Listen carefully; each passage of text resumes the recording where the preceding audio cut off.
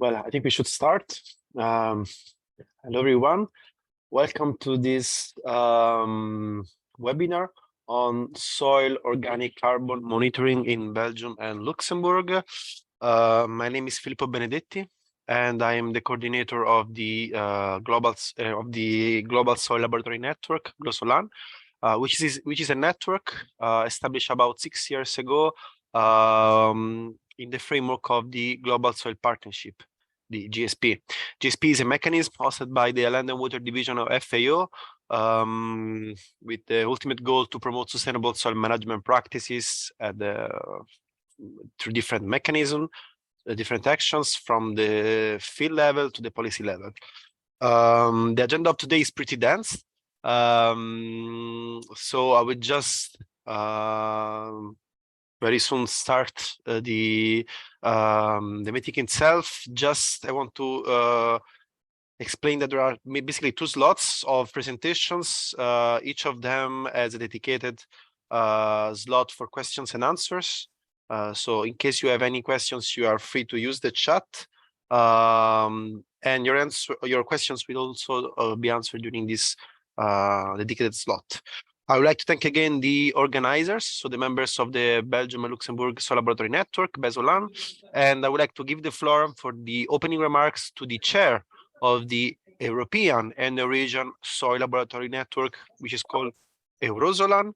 And so we have with us today Professor Maria Romic from Croatia, who is indeed the chair of BESOLAN. So Maria, over to you, and then I will give the floor to the moderator of this first session, Jeroen Mersman.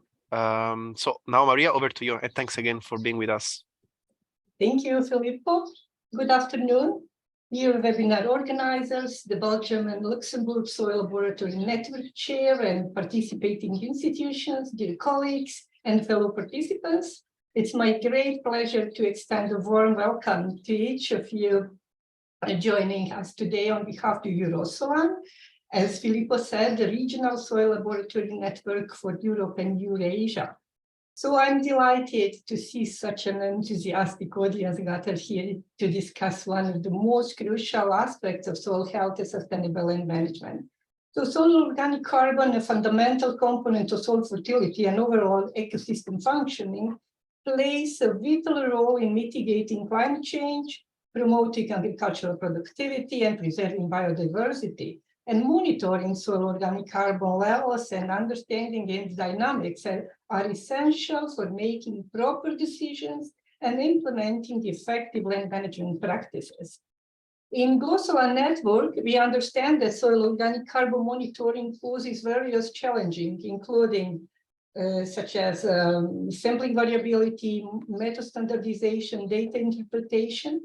However, acknowledging these challenges and fostering collaboration between laboratories, between practitioners, researchers, we can overcome them and contribute to a more sustainable future.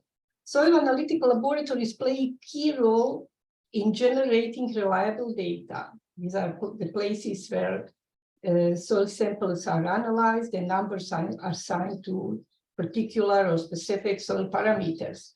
So it's essential to support laboratories in their mandate.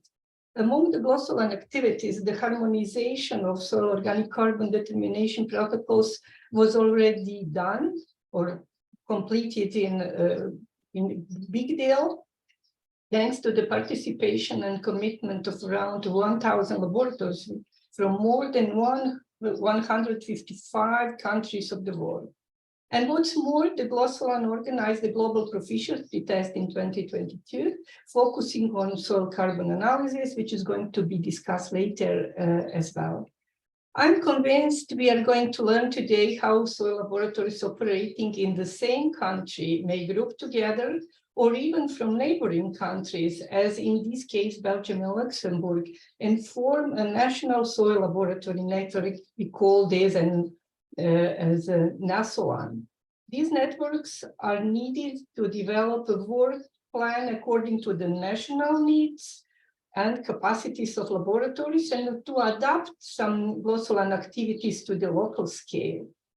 Based on their activities so far, the case of BESOLAN should be taken as an example by other countries. This webinar is a clear example on the type of initiative that laboratories can organize together, involving experts working on different disciplines as well.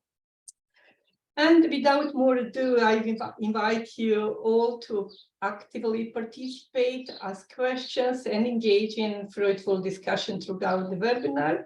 And let us seize this opportunity to expand our knowledge, foster collaboration within the GLOSOLAN network, and work towards a sustainable future when healthy soils and thriving ecosystem are at the core of our collective efforts. Thanks, organizers, once again, and I wish you all a rewarding and insightful experience throughout the webinar. Have a nice webinar. Thank you. Thanks a lot. Thanks a lot, Maria, for your nice words. And I really agree with you. This is really a nice opportunity and a clear example on the kind of activities that the national network may organize. So let's hope other countries will follow the example of Belgium and Luxembourg. I see. Yes, indeed. Indeed. I see Heron already start sharing the screen, so I will leave the floor to Heron Mersman. And I think also Mrs. Clémence Mariage after I have some opening remarks to do. But now I will leave the floor to you, Heron. Oh, I'm so sorry. I can wait. Don't worry. Please give first the floor to Clémence. Ah, yes. Okay. Clémence, are you? Oh, it's up to you. Yeah, okay. Sorry, my mistake. Yeah, also me, like I just oversee left. So Clémence, over to you, and then to you, Heron. Thanks again. So you can hear me? Yes, very well. Okay. And you can see my screen. Yes, perfect. Okay, cool. So yeah, we thought it was important to make a kind reminder of what BESOLAN is. Like Maria said, there is GLOSOLAN, that is the global network of soil laboratory. And then we have regional networks that you can see here on the map. And so Belgium is member of BESOLAN. And then finally, national networks.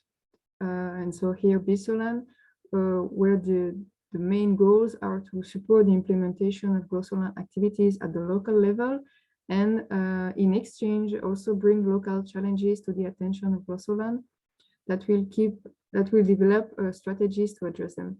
And so there is a communication between these different levels to work all together.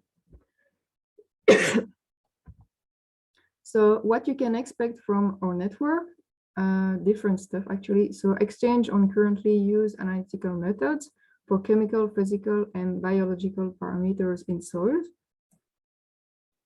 How it is possible to harmonize the method and the data collected for global management of soils within Belgium, and then obviously at a higher scale to exchange with the BESOLAN and the GLOSOLAN.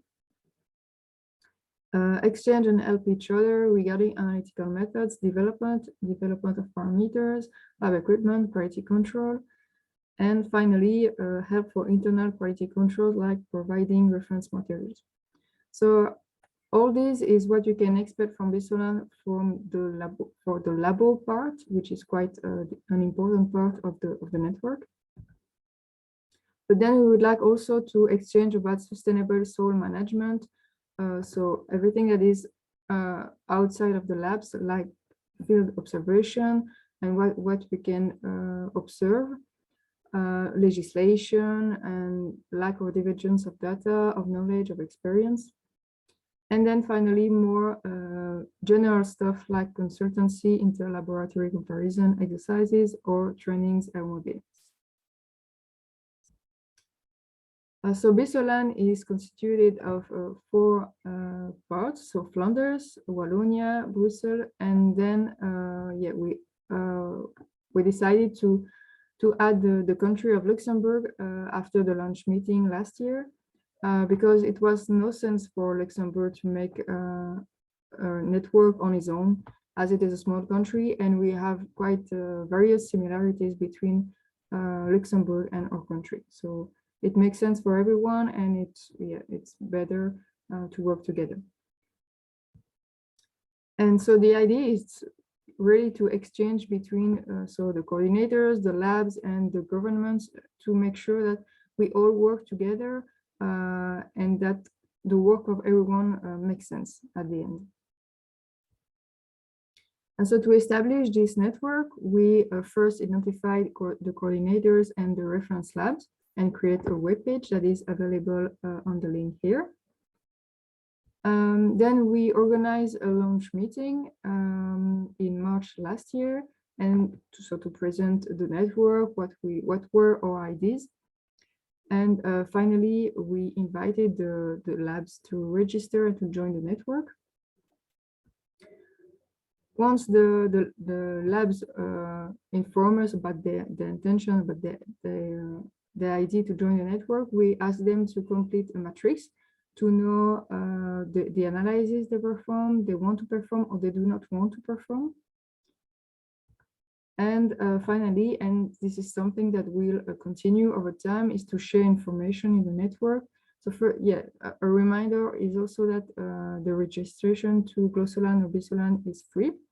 And then once you are a member of BESOLAN, you have access to a Teams workspace where you can find information of contact, SOPs, and members are invited to put information they want to share on this network. And then we organize webinars like this one today, and others will come, and Christophe will tell you a bit more at the end of the day about it. So thank you, and I wish you a fruitful afternoon.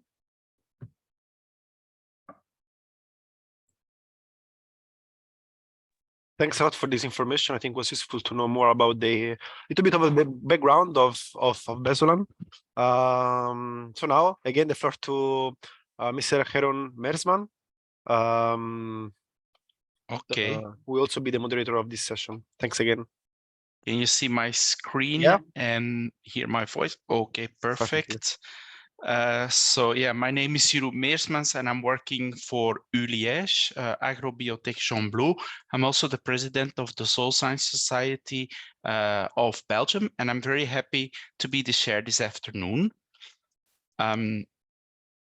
Okay, my slide is not moving. Okay, here we go. So welcome everybody. Here you can see the program. In a nutshell, we will have contributions from GLOSOLAN and then the different partners, so the Walloon region, the Flemish region, the Brussels region, and our beloved neighbors from Luxembourg. Please, may I ask you to mute your microphone, wait for your questions until the question and answer session. So we'll have 2 question and answer sessions. Alternatively, you may also ask questions in the chat box. So to underline the importance of interlaboratory comparisons and hence the coordination between different labs and the existence of GLOSOLAN, EUROSOLAN, and BESOLAN, I would like just to talk about my own experience. Let's go back to the last paper of my PhD, in which I aim to map the difference of organic carbon across Belgium using data from the Aardewerk database and an own resampling campaign. And as Aardewerk is rather old, the Walkley and Black method was used to determine carbon. And so I also needed to use this method in order to make it comparable. In a nutshell, Walkley and Black seems to be an incomplete method. There is an incomplete oxidation that is taking place, which means that a lot of the more recalcitrant fractions of carbon are not defective.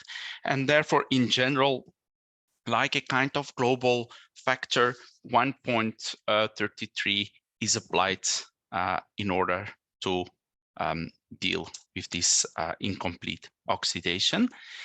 And so in the next topic of my PhD, I tried to get a better understanding of this correction factor and whether we may need new or more specific correction factors when considering Belgian soils.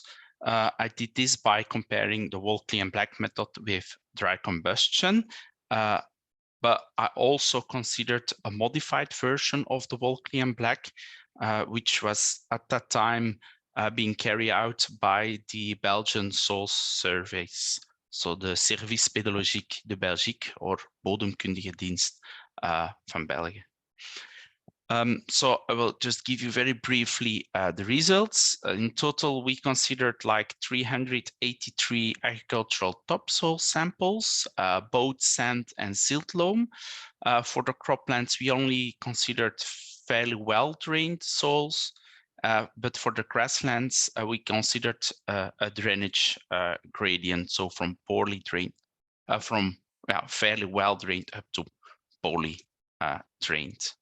If you take all the soil samples together, we had a recovery rate of around 70% for the classic Walkley Black and 84% for the modified Walkley Black. Then I made this kind of regression analysis in order to come up with a correction factor. And so that was 1.47 for the classic Walkley Black and 1.20 for the modified Walkley Black. And so it seems to be much higher than the 1.33 for the classic Walkley Black, which may indicate that Belgian soils have higher amounts of recalcitrant carbon. These are the results a bit more in detail, split up by texture and along this drainage gradient. And what you also can see is that texture and drainage, they have an important influence on this correction factor. And so this highlights the need to come up with more specific correction factors in order to allow or facilitate this kind of lab comparisons. But there is much more to consider in this context in order to facilitate data integration and so forth. Here I just sum up a few elements which I think may be important, but I'm pretty sure there are more. Besides these carbon content determination methods, it's also about the sample support on terrain, how many replicates per sites, composites, depth intervals, the sample design as such, the sample preparation, sieving, drying, and so on. And I think another important element is, for example, the carbon stock calculation, whether you measured bulk density or you use the pedotransfer function in this context. Okay, thank you very much. So this was my small example in which I experienced the importance of the coordination between different labs.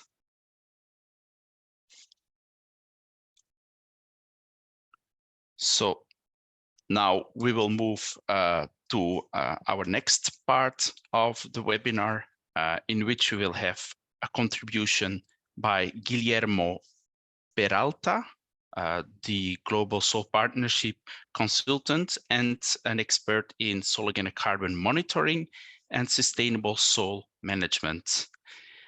This presentation will be about global soil partnership tools for carbon measurement, monitoring, reporting, and verification. This presentation will be then followed by Christian Hartmann, presenting the results of the GLOSOLAN Global Interlaboratory Comparison on soil organic carbon determination and how reliable are the European laboratories. So, Guillermo, yes, the floor is yours. Thank you very much, Jerome. Good morning, good afternoon to everyone. Please let me know if the screen is being properly shared. Yes, please. Okay. So we are going to speak about the Global Soil Partnership tools for carbon measurement, monitoring, reporting, and verification. As Filippo was speaking before, the Global Soil Partnership was established in 2012 as a mechanism to develop a strong partnership and enhance the collaboration between different stakeholders with a common objective of improving soil governance and promoting sustainable soil management. You may find information on the GSP on this link. And just very quickly to inform that the Global Soil Partnership is constituted of 164 focal points appointed by FAO members and over 500 partners. It has 7 regional partnerships, 4 sub-regional partnerships, and 14 national soil partnerships. And in the GSP, we are working with the final objective of improving soil health and halting soil degradation, and seeing this as a solution for important issues like climate change, biodiversity loss, land degradation, food insecurity, pollution, and water scarcity. The actions in GSP are mainly grouped into 6 action areas, and each action areas have concrete and specific initiatives and programs, such as the ones we are going to discuss in this brief presentation, with the final objective to tackle the 10 main soil threats that were identified in 2014, like soil organic carbon loss, soil pollution, soil erosion, biodiversity loss, salinization, nutrient imbalance, acidification, waterlogging, soil compaction, and soil sealing.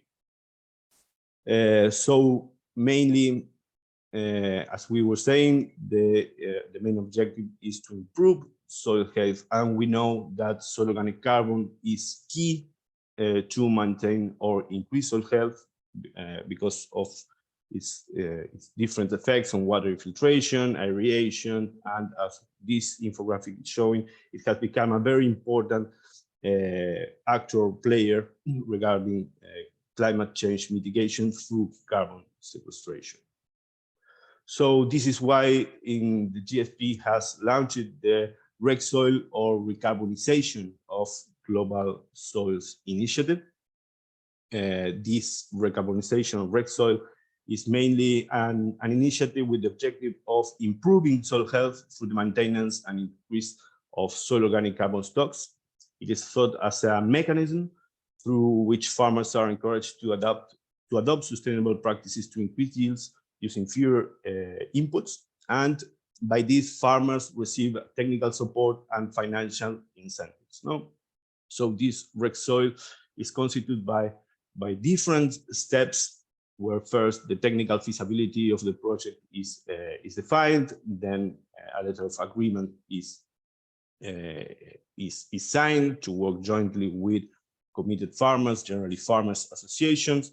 Then within the GSP, we provide with the local institutions technical support and financial incentives to the farmers and technicians involved in the process, and then the farmers starts to implement the selected sustainable soil management strategies, and then the monitoring, reporting, and verification process starts, where in this REC Soil initiative, we are based in the use of 2 main protocols developed by the GSP with the support of many experts around the world, soil experts around the world, the SSM protocol and the GSOC MRB protocols oriented to monitor soil health indicators and soil organic carbon stocks. We will talk about this briefly. So this REC Soil initiative mainly works with these 2 base documents that we were discussing, but it also works jointly with the different GSP initiatives, like the Global Soil Organic Carbon Sequestration Potential Map, the Technical Manual of Recommended Practices, the Soil Doctors initiatives, the Black Soil initiatives, and of course, GLOSOLAN through the development of the standard operation procedures that we need to implement these protocols. So basically, as we were discussing, the main base document for this direct soil initiative, for the monitoring process of the direct soil initiative, is the Protocol of Sustainable Soil Management, where that it mainly established to monitor 4 key indicators: soil productivity, that is agricultural productivity or crop yield; soil organic carbon stocks; soil physical properties, specifically bulk density; and soil biological activity indicators like soil respiration rate.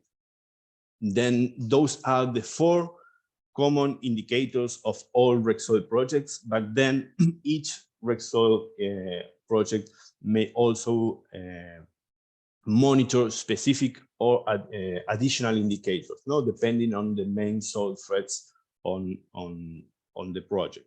Soil nutrients, basically soil salinity, acidity, alkalinity by soil pH, water availability, water infiltration, soil penetration resistance, erosion, and biological activity and diversity, and very important in some projects that we have started, the soil pollution.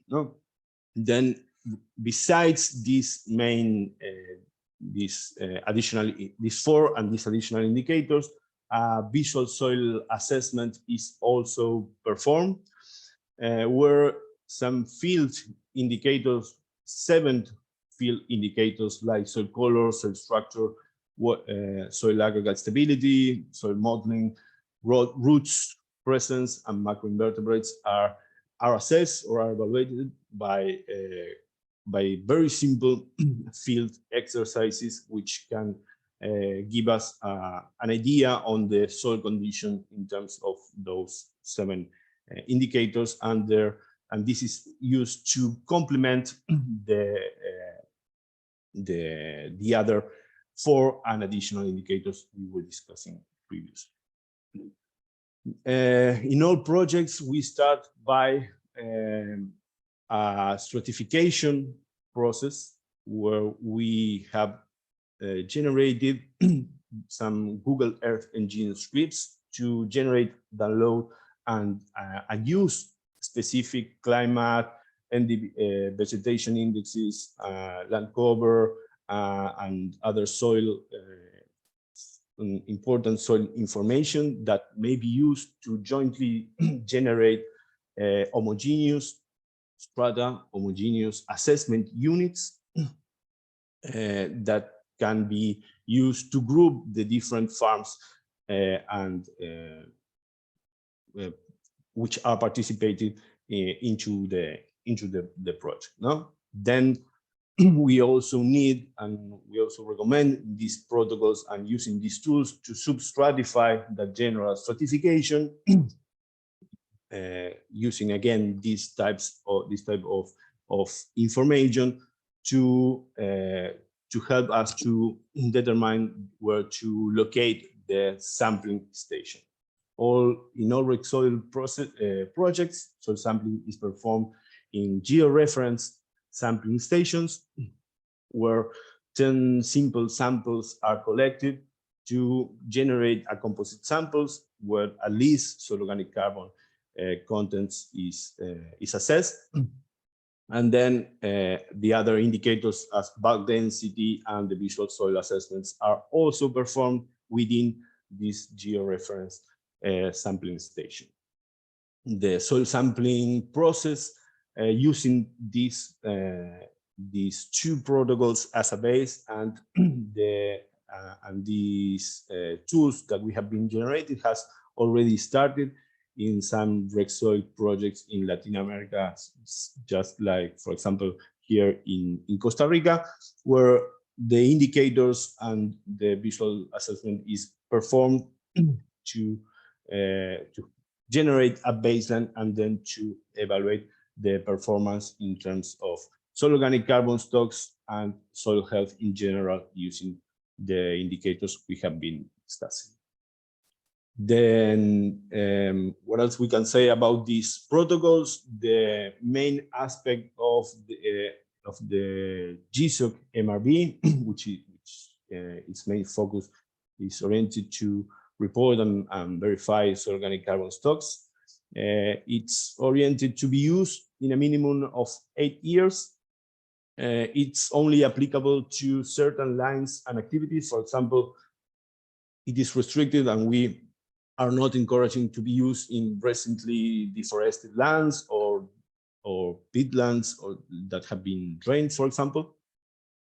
It focused on the measurement, as we said, on soil organic carbon, bulk density, and it provides also guidelines on the measurement of particulate organic carbon as an optional indicator. No, it's intended it sets to measure first in a baseline, a first sampling round, and then every 4 years, and then it also gives us guides to complement these soil measurements with soil organic carbon modeling and GHG estimates using different alternatives. You can download these protocols here in these links that will be provided, and you may find further details on the methodology and the different methodologies and implementation process in that protocol. Overall, we really believe that the role of the national soil laboratories is key to adequately implement these two protocols and these tools that we have been working with in the Rec Soil initiative. Mainly of course, to analyze the samples, the baseline sample and the samples that are taken in the different sampling rounds, to generate data which is accurate and repeatable, and to support, very important, to support with the data interpretation, with the ranges that we can have at the national level. And of course, the role of GLOSOLAN and the regional laboratory networks are of key importance also for generating the standard operation procedures for the different indicators that we have been using, and of most importance for the capacity building of the participating labs that we may find as a bottleneck if we don't have that capacity in the countries that are participating in our projects. So thank you all. Thank you for your time and attention. And we are available for any doubt and question that may arise. Thank you again.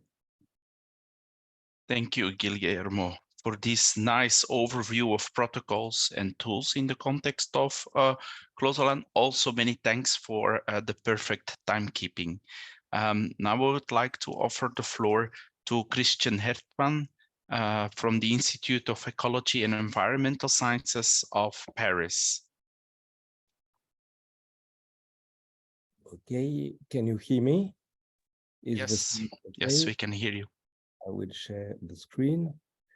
Okay, good afternoon. I will put full screen. Okay. Yes, full screen. Okay. Good afternoon, everybody, and thank you for joining this session. And the question I will address is, how reliable are the European laboratories compared to the other laboratories worldwide? Because as you have heard, GLOSOLAN is a global soil laboratory network. For soil carbon, to assess the quality of the data, there is a main constraint that certified reference material do not exist. To be certified, there must be a traceability. And this is not possible because the carbon inside the soil has different components, and it's not possible yet to create a sample with a well-known amount of carbon. And moreover, we have seen that there are different analytical methods that give different results. So to estimate each lab accuracy, it's necessary for each lab to be able to calculate a reference value against, and it's against this value that it will be possible to assess the accuracy. So as the Global Soil Partnership has a commitment to involve all the labs worldwide, this reference value should be a consensus calculated from all the existing or active labs. So GLOSOLAN tried to launch an inter-laboratory comparison that is sometimes called proficiency testing, PT also. There are more than 1,000 laboratories at the moment worldwide involved in GLOSOLAN. So it was not possible to get in touch with all those labs, and only 250 labs were contacted and involved. So what is the sample? What are the material and methods that we have used for this PT, for this comparison? So the labs were selected against the 8 GSP regions that you have seen in the maps, and it seems relevant to separate in region because each region can, the factors of each region can impact the analytical results, the method they use, the equipment they have an access to, the skills of the staff, the local regulations. So it can be necessary to separate the different regions. And I don't know why the next slide is, yes, it's time. So the three methods that we have, we have asked the lab to process, if they were doing it, was Wall-Clay-Black, Dumas, and loss of ignition that were already presented. And depending on the amount, the content of carbon, the quality of the results can be different. So in our comparison, we send 6 samples, 6 soil types, sorry, to the labs named A to F. But the sample E, that was approximately 3% of carbon, was replicated 5 times. So each lab received a set of 10 samples that were randomly distributed, and the replicates were blind. The people even did not know that they were replicates. To avoid the problem with what was mentioned previously, sampling, soil preparation, and so on, all the samples were sieved, grinded and sieved at 0.2 millimeter to have homogeneity of all the samples. So the results, first, if we look at the frequency of the analytical method, in the approximately 200 labs that sent back the results, we had 160 labs doing Wall-Clay-Black, 50 doing Dumas and carbon, and ignition was only 42, but there were regional differences. And you can see that in Europe is quite different from the other region, because it represents only 12% of the analysis that have been made, but 50% of the Dumas method and 30% of the ignition method, of the ignition result. If we look now, the Europe, the 21 participating labs for carbon Wall-Clay-Black, we have here the 10 samples, and we see a coefficient of variation to evaluate the dispersion of the result that was lower than 15%, except the sample F that has the highest carbon content. And this was better than the global CV, if we look at all the samples, which was more than 15%, the coefficient of variation was higher than 50%. But you remember I told you that these samples, sample E was replicated 5 times. So we see that we do not have exactly the same result. The median was the same in all cases, but the dispersion around the median was quite different. So this means there is perhaps a concern about the precision, the skills of the lab to be able to provide several times the same results. If now we show the outliers, so the outliers were estimated with some classical parameter that was 1.5 interquartile range. We have 14% of the samples, approximately, of the results. This is 3 on 21 results that can be considered as outliers. If we look now at the Dumas method, we see the dispersion is much lower. The coefficient of variation is lower than 5%, and slightly lower, and the coefficient of variation for the global network was approximately a little bit more than 5%. And it's logical that the results are quite similar because Europe represented half of the result for the Dumas method. And this again is hiding the outliers. And this method is made with automatic machines. So it's logical for different reasons that we have so low dispersion and improved quality of the result. But if we look at the outliers, we have still some laboratories providing outliers, despite the automatic process of the sample. So perhaps here there can be a concern about the unit, that the people use percentage instead of megagram per gram or gram per kilo, or a transcription problems. So if we look now at the loss of ignition, we see a distribution of the results that is totally different. The sample D has a higher result than most of the other samples, what was not the case for the other methods. And of course, we have a lower, if we show the outliers, we have a lower number of outliers because of a huge dispersion of the results. So if, as a conclusion and to answer the question, how reliable are the European laboratories? So compared to the other region, Europe has the best performance, the best results.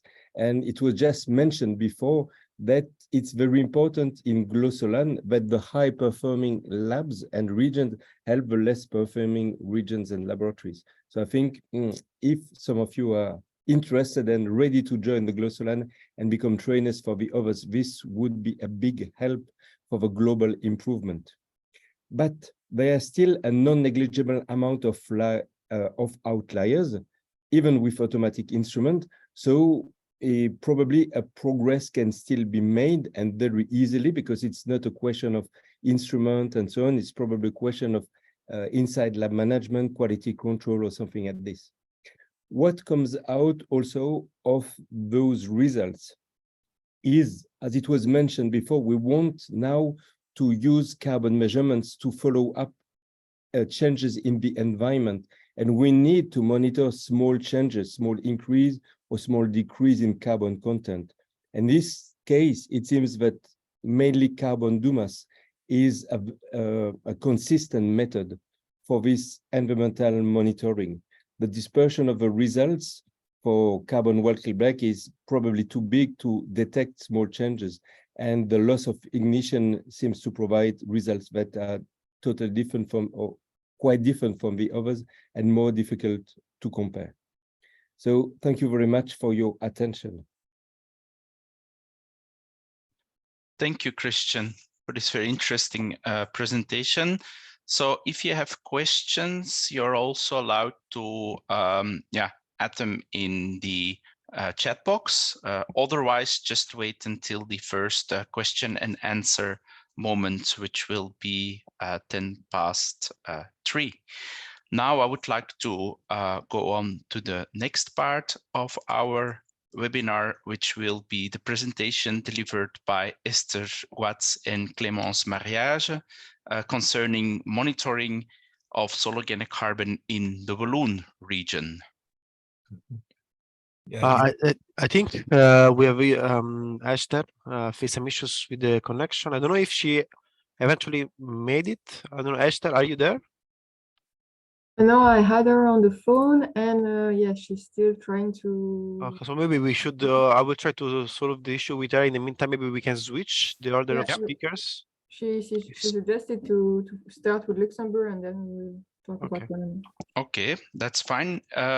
Simon Marx, are you present and are you ready to present? And also Mathieu Stefan, are you guys ready to present the results for Luxembourg?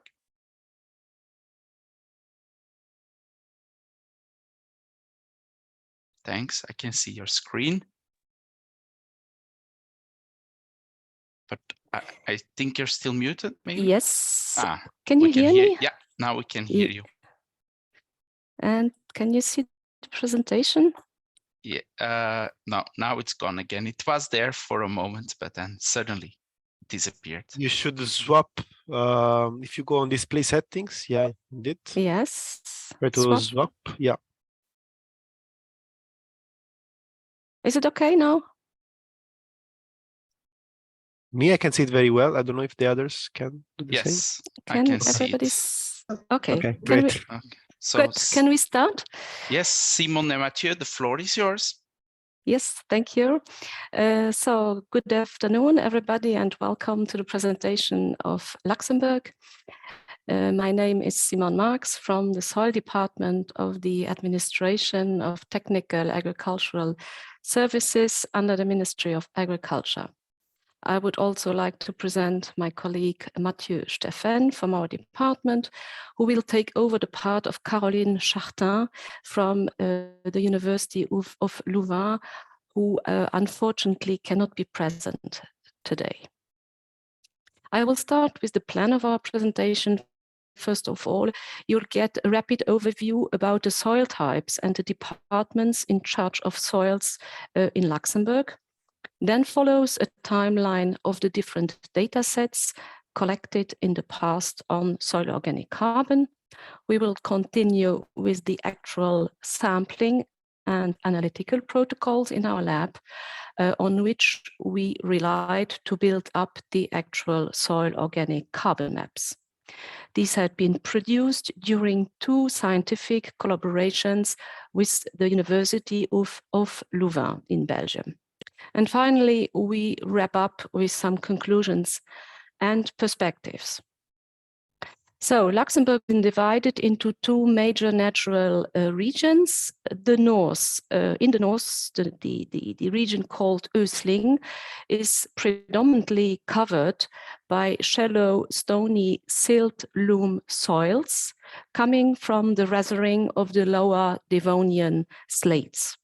The soils of the Goodland in the center and in the south of the country are mainly alluvial soils and Canby soils on Trias and Jurassic sediments, with a wide range of textures, going from sand to heavy clay.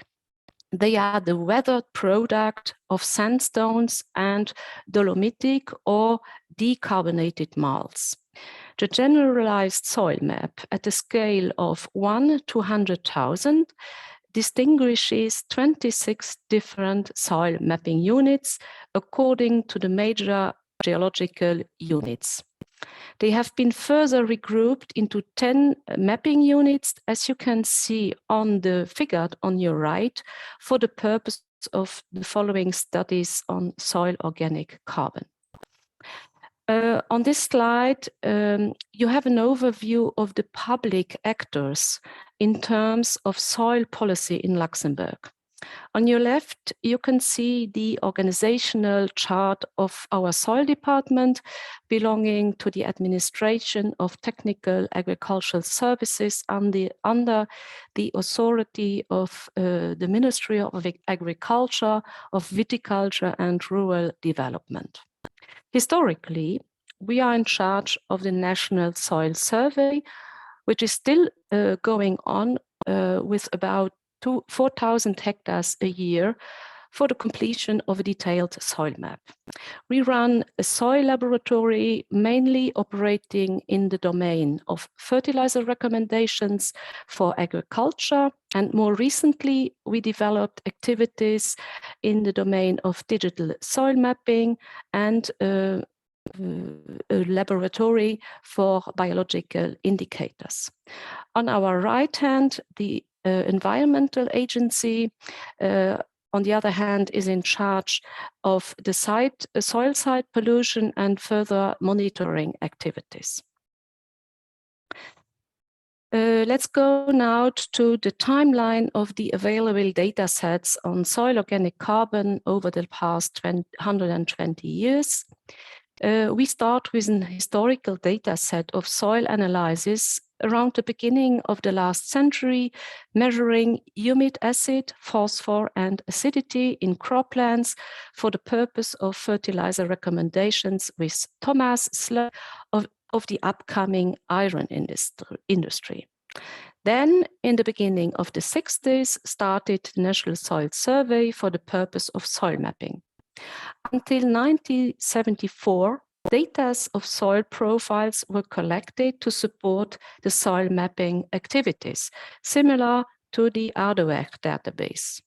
The activities of digging soil pits, the description of soil profile, and the classification only restarted in our department in 2009 again, together with LIST, Luxembourgish Institute of Science and Technology, especially for the purpose of the new delimitation of the areas of natural constraint in the common agricultural policy. Meanwhile, 2 other natural monitoring networks had been launched by parallel administrations. First, the National Forest Inventory at the end of the 90s, conducted by the Administration of Nature and Forest with a unique soil sampling campaign since. Secondly, in the year 2002 to 2003, the Environmental Agency launched a national soil monitoring network with a single campaign till today. Finally, soil organic carbon analysis from agricultural land had been collected over the past 30 years within the framework of fertilizer recommendations in our department. But because of changing analytical protocols, devices, and quality standards, it had been decided to build up any type of maps and trends only on data up from 2012 on. Now I come to the scientific collaboration with the University of Louvain under the supervision of the Professor Bas van Wezenmaal. For the first soil organic carbon map, data from agricultural land between 2012 and 2014 were merged with data from the National Forest Inventory of the years 1908 to 2000. The result was a first map of carbon concentrations and carbon stocks for the combined land use of forest, cropland, grassland, and vineyards.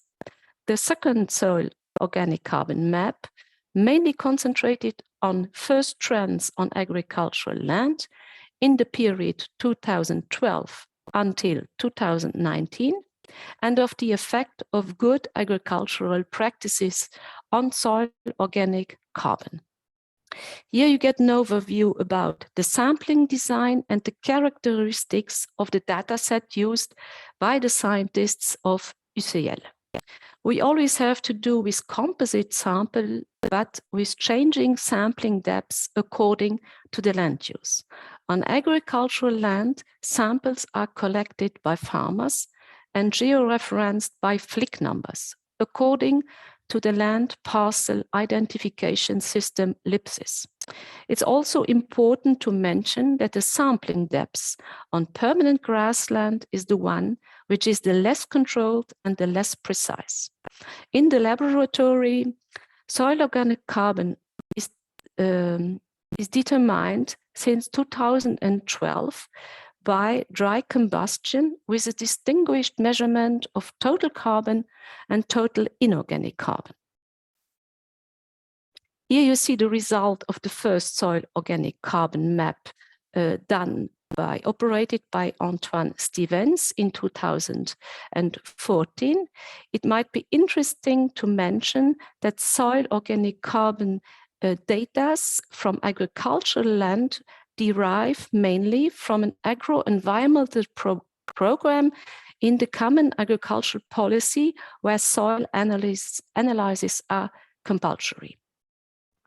In the following part of the presentation, Mathieu Steffen will now go into further details of the second research project operated by Caroline Chartin in the years 2019 till 2022.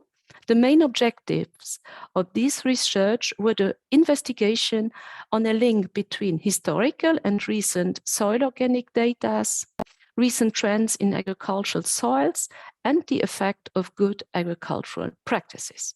So I will give the floor to Mathieu Steffen now.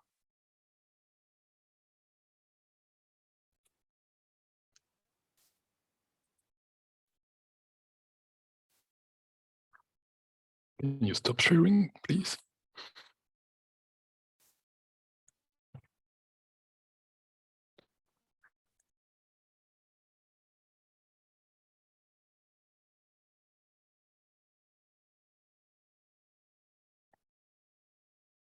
Hello, everyone. You see my presentation? Yeah, you should swap as well. So Yes. perfect. So, Thanks. digital sun mapping consists of fitting of regression model to observe data using a set of covariate. We use the concept of the Gini equation. We create several covariate maps explaining each factor, like climatic condition, lithology, soil property. Luxembourg is a small country, but you have a lot of variety in climatic condition and in geology. Some nutrients are also affected by this diversity in geology.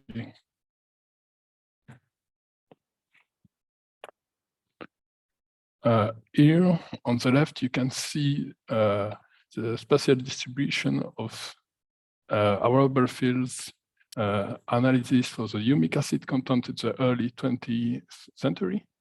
About 3,300 analyses were found in our archive.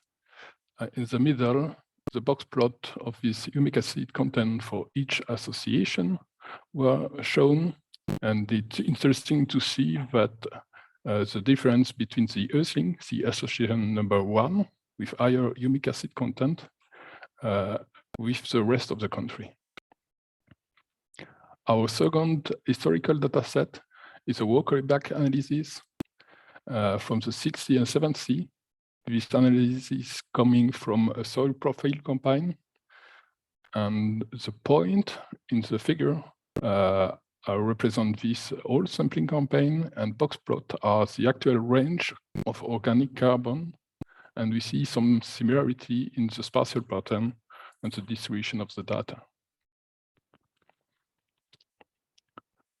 For the more recent soil data, we split the database in 2 periods. The first one is between 2012 and 2015, and the second one is between 2016 and 2019. It is important to mention that this period is short to detect any temporal differences. On this slide, you can see the spatial distribution of each analysis of each land use. And one specific aspect in Luxembourg, the vineyard is exclusively located in the eastern region along the Moselle River.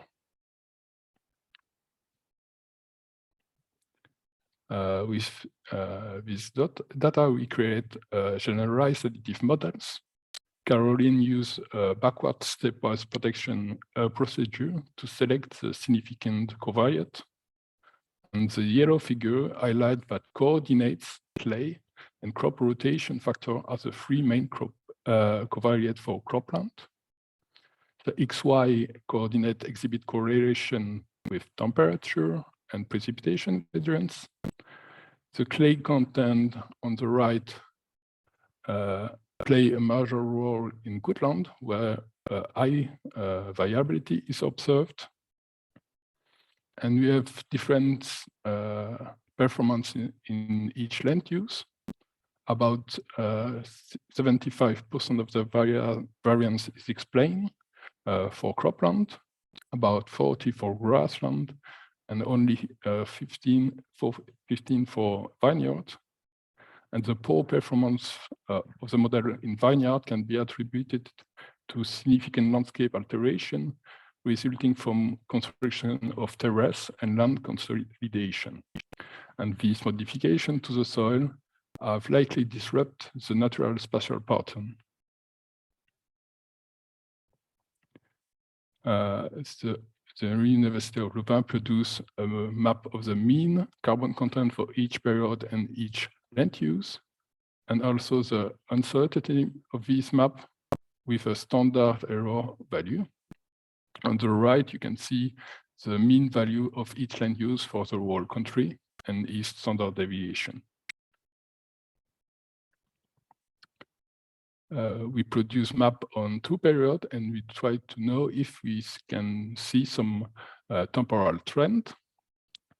On the national scale, the mean value show no significant difference with times, but spatially, some local trends can be observed with some regions with gain and some with loss of organic carbon. Now it's time to speak about carbon stocks. And to shift to carbon stocks, we need the correct estimate of rock fragment and bulk density. We don't have the measure of bulk density and rock fragment for each field, so we choose to use a pedotransfer function. We have also to harmonize the carbon content at the specific depth of 0.30 centimeters. So Caroline changed the methodology in comparison with the first project. She did an estimation of carbon stock in each sampling points and calculated the uncertainty for each point. After that, she used the GAM model to interpolate and create the map of the stocks. This modification allows better quantification of uncertainty at each step. Let's take a look at each step separately. First, the 0.30 centimeters. For the standardization of stock content, she used profile dataset, recent and older ones, to fit a mass-preserving spline, and then do a linear transformation of the sampling depth to the 0.30. For bulk density, we use data from Luxembourg and from the Ardennes and the Lorraine, sharing geopedoclimatic context. She compared different model structure to predict bulk density, and the gradient boosting method was the best performing method, and bulk density was mainly explained by the soil content and texture classes. For rock fragment, we have an unbalanced data set with stony soils and no stony soils. For this equation, the performance was a bit less high, and texture class, elevation, and topographic position index are the most influential factor.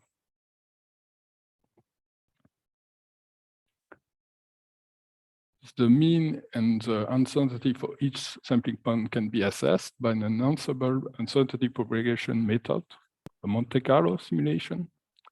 And this analysis helps to identify which component of the equation contribute the most to the overall uncertainty. And in this case, it is very clear that the rock fragment and the bulk density estimation are less accurate than the carbon content measurement. For the stocks maps, we pull together grassland and cropland, and then we produce a map. And on the validation set, we can show that 60% of the variance is explained. The first important covariate is land use, and then the localization and the C factor. The final maps show differences in land use, in soil properties, and the soil with higher storage can be found in the Earthling in the north, and in the permanent grassland, the heavy clay soil in the Gotland.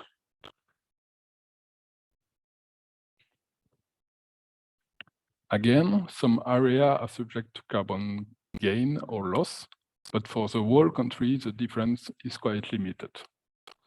Certain areas highlight local factors that influence the carbon storage, such as drought. Besides the mapping approach, we look at the influence of good agricultural practices on carbon content. Only 3 groups were studied: the reduced tillage programs, cover crop, and temporary grassland.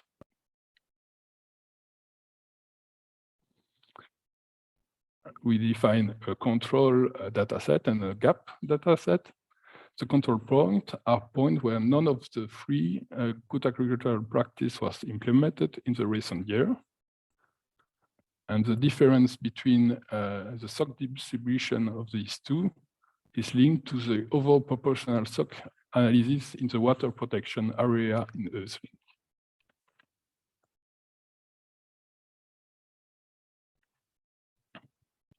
Now let's take a look at the result of the three gaps. We have only one gap with a significant difference.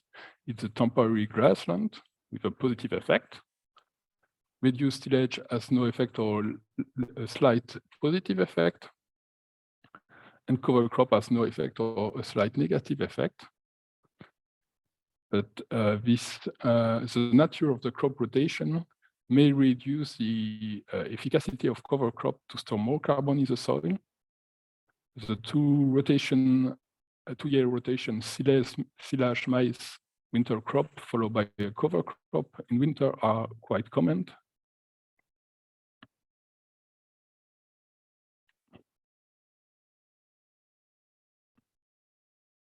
To conclude, we compile an extensive georeference soil database for trend study in the soil content status.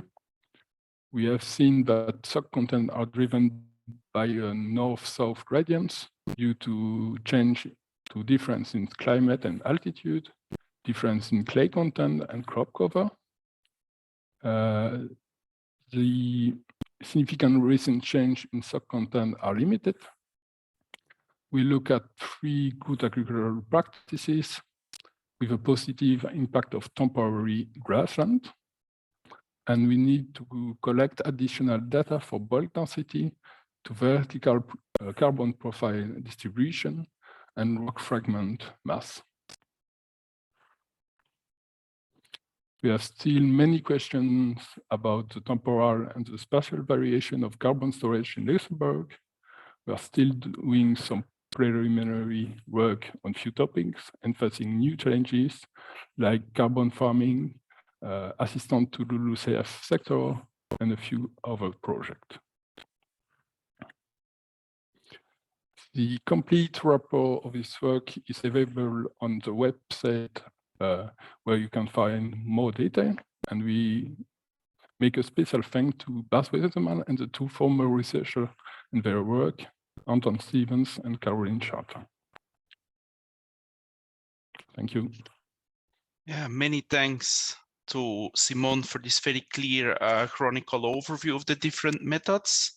And also special thanks to Mathieu, of course, for the details about modeling and the digital soil mapping approaches.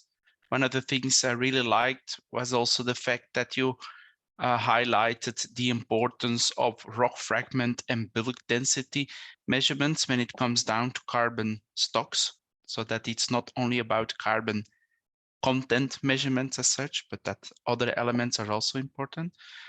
Okay, now in theory, we could move back to the presentation of the Walloon region. However, I'm not sure whether the connection issues of Esther Guatz are solved. Yeah, I think she's connected. I see her. But please, Esther, can you confirm? Yes, do you hear me? Yes. Yeah. Okay, great. Okay. Welcome, Nice. Esther. We're glad you're here. Yeah, me too. Just trying to. Then the idea is to share our presentation. Is that the idea? Okay. On the bottom, there should be somewhere partager l'écran with, yeah, kind of green square with an arrow in. Yeah, just first my presentation is slowly opening. Don't worry. Okay, the camera is working. Maybe it's because it's very hot in here. So the connection is, yeah, at another timing level. Okay, it's just charging my presentation.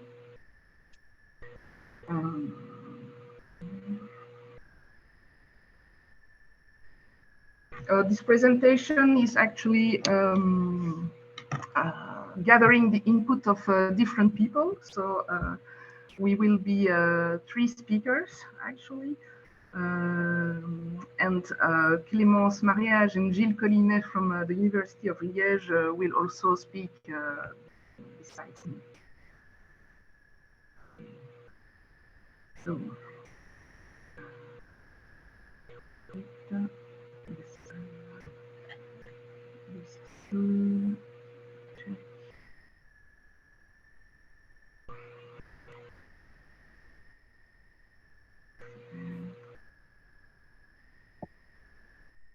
Esther, could yes, it be an normally, option that, okay, sorry.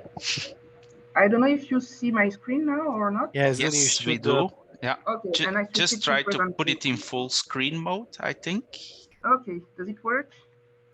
Yes, on my side it seems okay. Yeah, yes, perfect. Thanks. Okay, great. Sorry for this bit loss of time. So I will talk to you about the soil organic carbon monitoring in Wallonia. And so as I told you, we will be different speakers.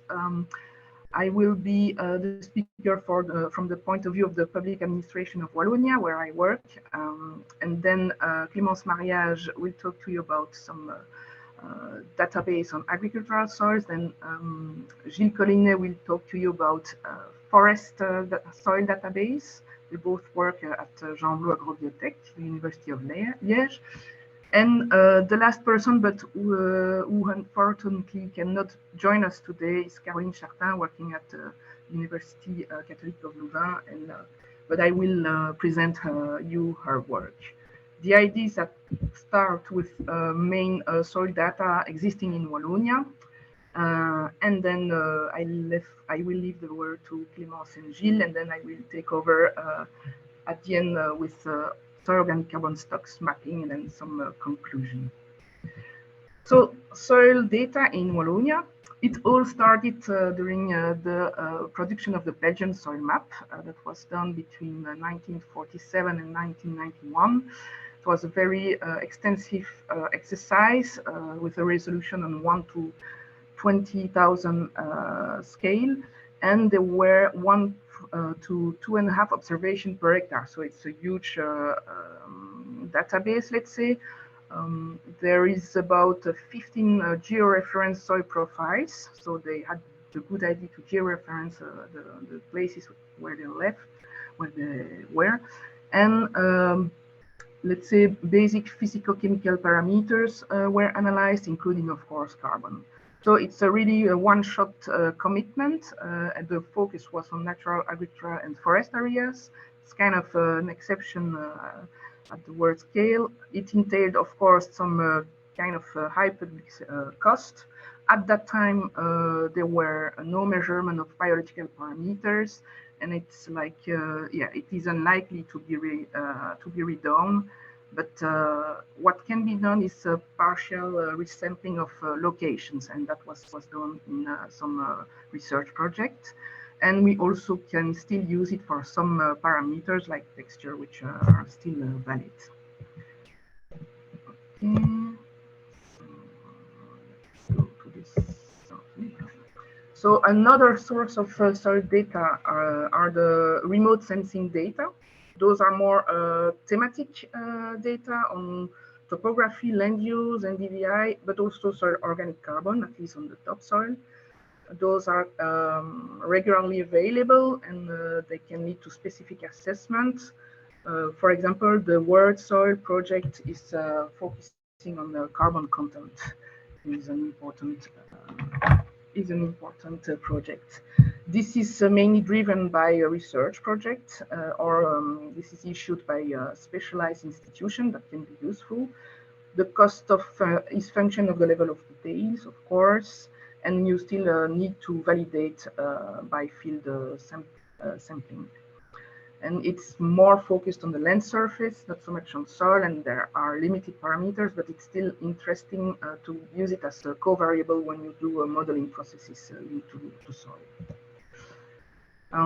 Other data are coming from actually legal obligations. So here put some legislation on waste, environment, sewage sludge application on agriculture, the agricultural code within the new CAP, for example, erosion and carbon content are big thematics. And also we have a soil decree in Wallonia, which is targeted around soil pollution.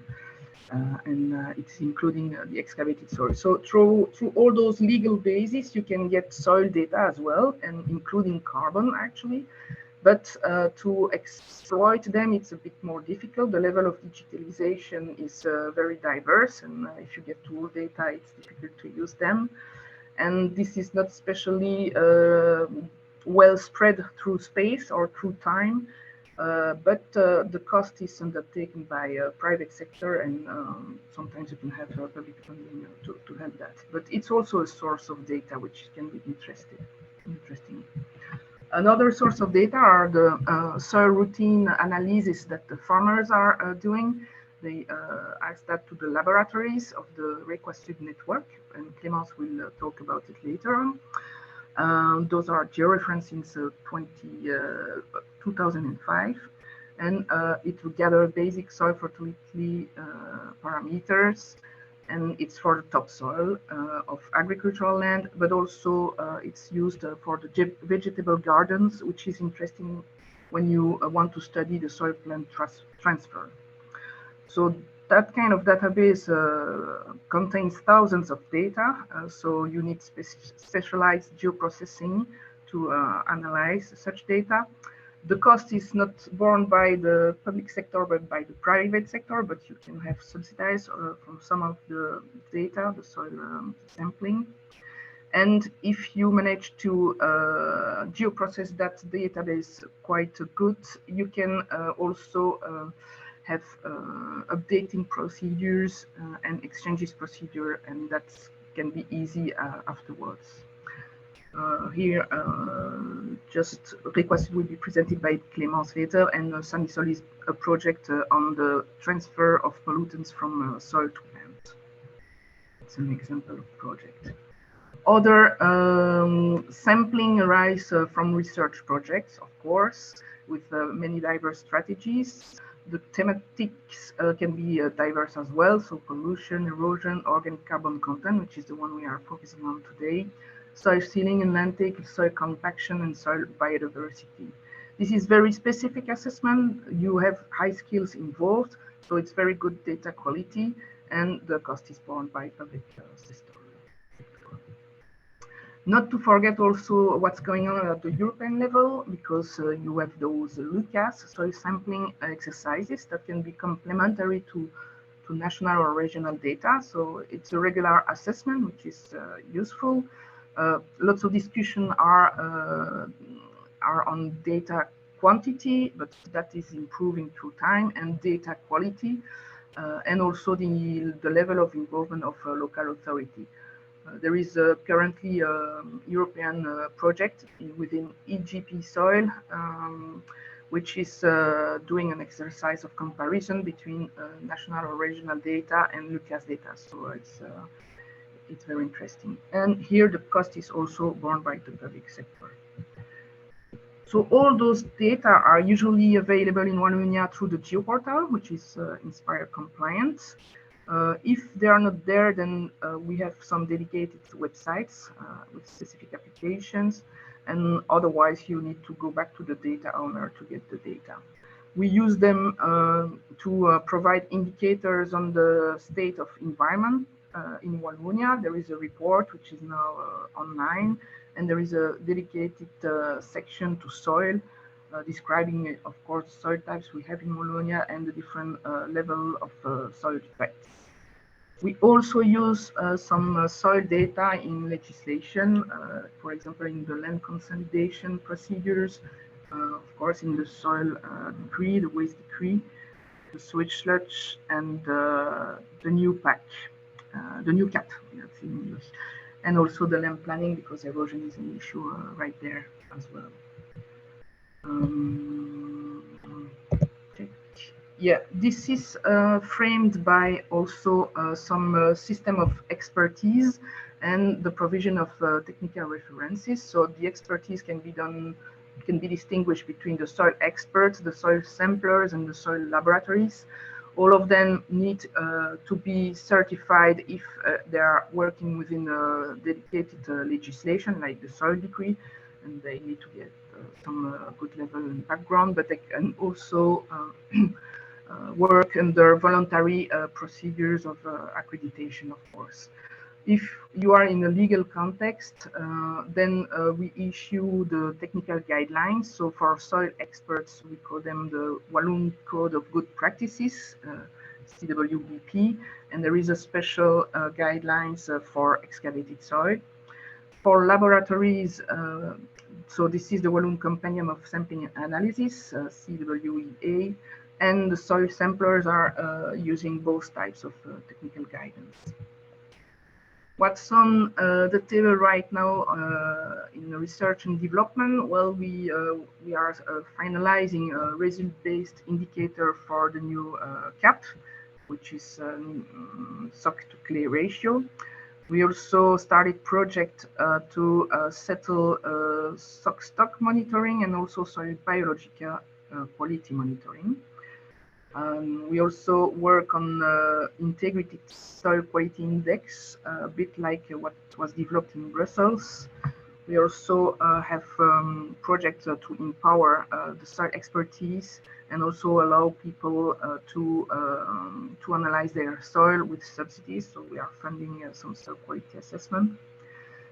Also, there are projects targeted around the use of TIC technologies, and to get temporal soil organic carbon data series on cropland. We use high resolution imagery and also near infrared for topics like soil sealing and land-take assessment. This will start soon.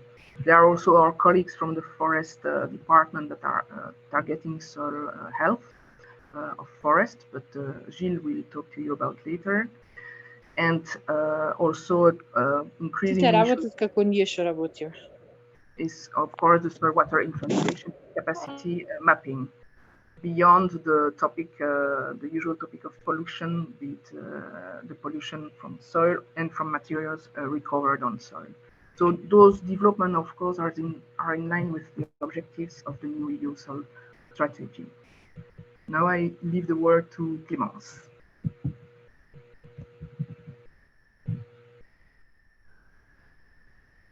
Yeah, thank you. So you still share, you keep sharing your screen? You change the slide for me, Esther? Yeah, I share. Okay. It will be easier, otherwise we will lose time now. So yeah, focus on Breakfast Network. So to tell you a bit about this network, so it is constituted of a coordination unit and then reference laboratories that are scientific research institutes, like here in Jean-Blou. And these labs work on scientific and technical questions for the proximity laboratories. And these laboratories work directly for farmers, producers, citizens, etc. And so we can change. These laboratories are spread all over the Walloon region, and so there is one per province. So they perform different analyses, so for farmers, but also for citizens of fruit or vegetables producers on the whole Walloon region, and they analyze various soil chemical parameters in topsoils like pH, heavy metals, nutrients, carbon. For some of them perform also physical parameters like texture, and for biological parameters, we are still working on development. And so they put all the data they collected in a database. And so far you see the amount of soil sample and of data that we have in this database.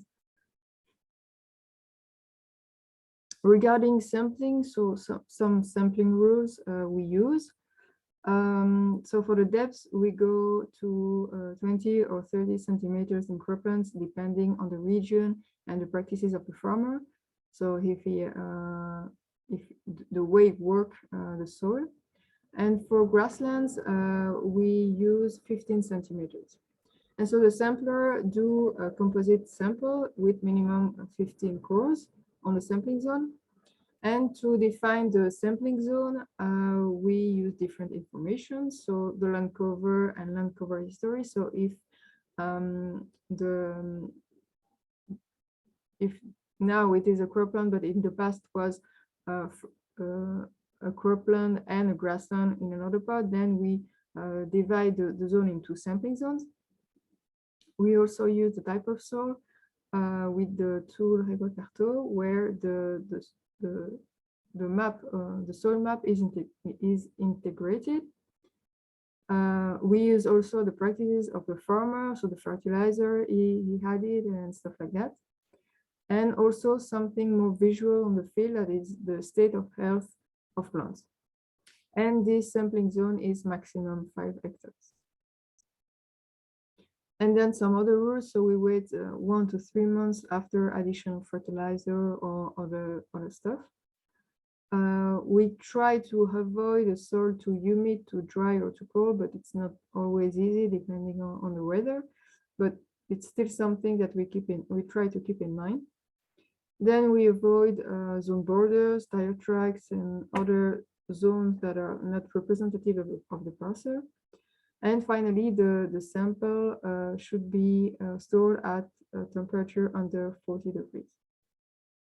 And all these rules are explained in detail in a procedure of the CREA, so the compendium that Esther already told you about.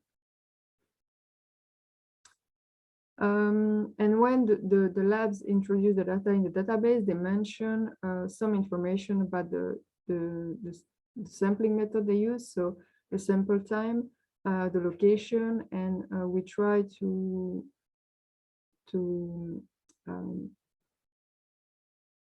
how do you say that?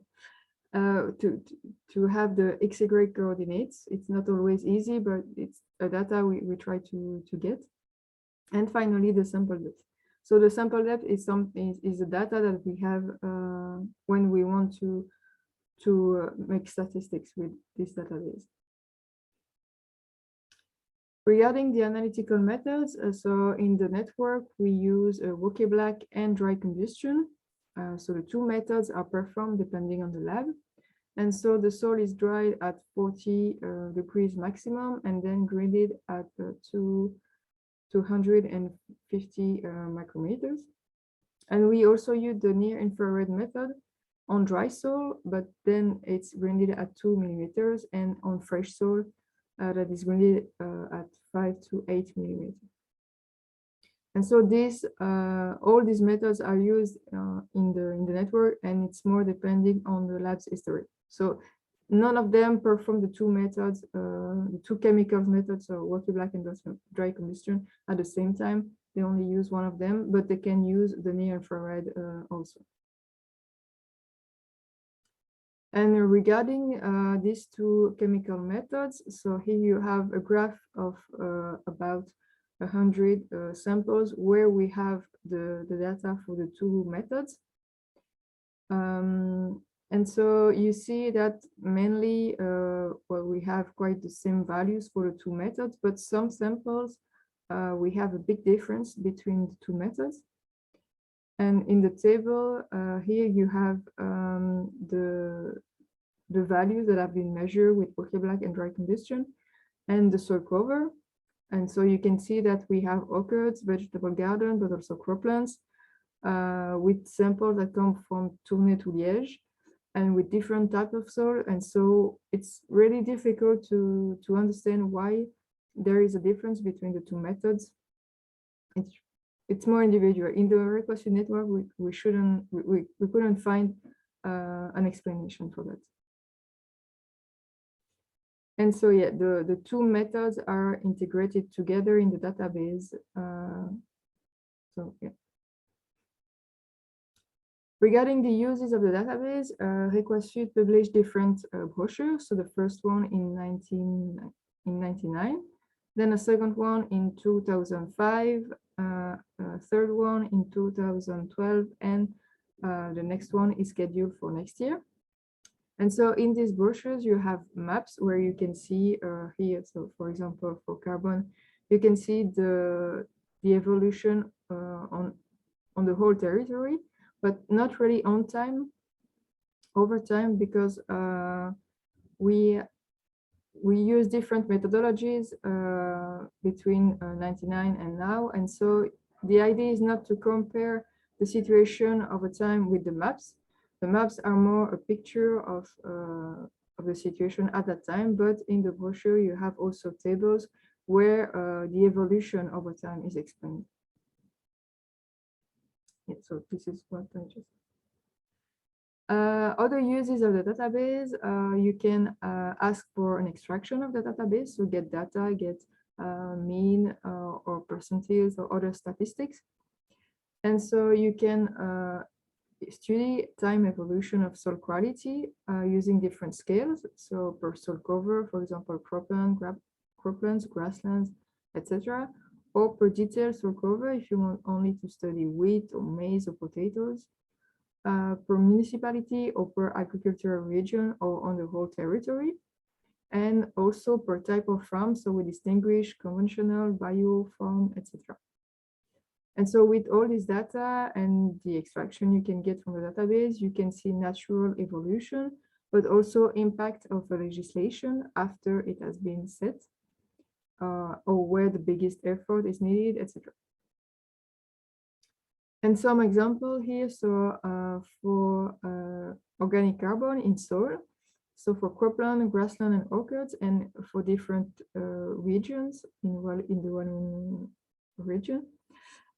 So you can see here that for cropland, we have a slight diminution of the total organic carbon in soil, but also in grasslands. So this is for Region Lumineuse. And then for Ardennes, you can see that the content, the total organic carbon content is higher, but it also decreases over time. Then for Congo, we also have different values and also a decreasing over time. And finally, for Région Herbagère, there you can see that there is no decreasing over time in this region with the data we have. So we can really study the regions and the evolution over time here for the last 20 years for different soil parameters, not only for carbon. And finally, a last example is this map that is available on the link that is shown here. And so there you can see the organic carbon that has been predicted and that has been drawn from the data that has been measured by the Requested labs. And so, yeah, this is a methodology that's been used to draw the map with the R script. And so the idea is to reuse this script over time to update this map. And so to be able to follow the evolution of carbon with the map. And so as it is more prediction, uncertainty is also calculated. And so you can have an idea of the trust of the map.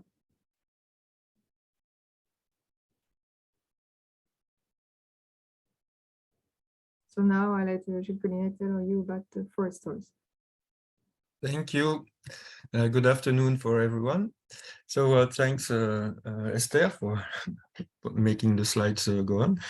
So I will mainly show you the structure and what is in the database of a survey of forest plots. At the beginning, it was a great sampling of the forest, which was made in order to observe the health of the forest. And after some years, they decided also to include the soil health or soil quality in the procedure. And it's mainly chemical soil quality, which has been targeted at that time. The idea is that they put a grid sampling on all the Walloon region, and all the points that are falling into the forest occupation were followed and observed. And on 10% of these sites, there should be a monitoring of the soil quality. So it makes 10,000 points.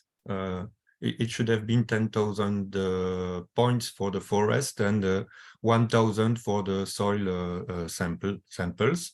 And the main idea was to identify the situations at risk regarding the nutrient content of the soil and making relationships with the state of the trees and of the forest. Okay, next. So the idea was to target 1,000 plots. In the reality, the first campaign is completely done. And the idea was to sample 10% of the 1,000 every year. And so after 10 years, the first phase should have been finished. And in the reality, some plots were discarded, and there are in total 850 plots that have been sampled during 10 campaigns. It took a little bit more than 10 years. And the plots were put at systematic grids. And you can see here the distribution of the various plots, and the white are the general plots, and the red one are the plot of one single campaign. So you can see that the plots are widespread across all the Walloon region. And it means that when we make the data interpretation, we have similar distribution according to the different campaigns. We have similar geology, we have similar soil types, similar forest characteristics, and so on. Next, yeah. So when we are at one point, the idea is to make a composite soil sampling from 0 to 20 centimeters. The top soil completely organic layers were discarded, and it was ordering to 20 centimeters.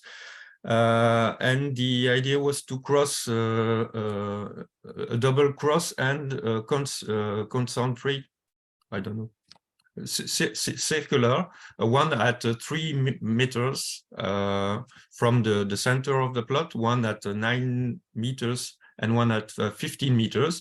You have 3 circles. You cross with the 2 different cross, and you have 21 places to take the soil samples, and everything is mixed to make one composite sample. I hope it was clear. After some years, we decided also to follow some characteristics of the humus, and some places we try to be as representative as possible. We sampled the humus, and in the database there are 250 samples of humus that were analyzed. Regarding the analysis, we follow acidity status, organic status, nutrient status, cationic exchange capacity, and pseudo-total content of major and minor elements. Yes.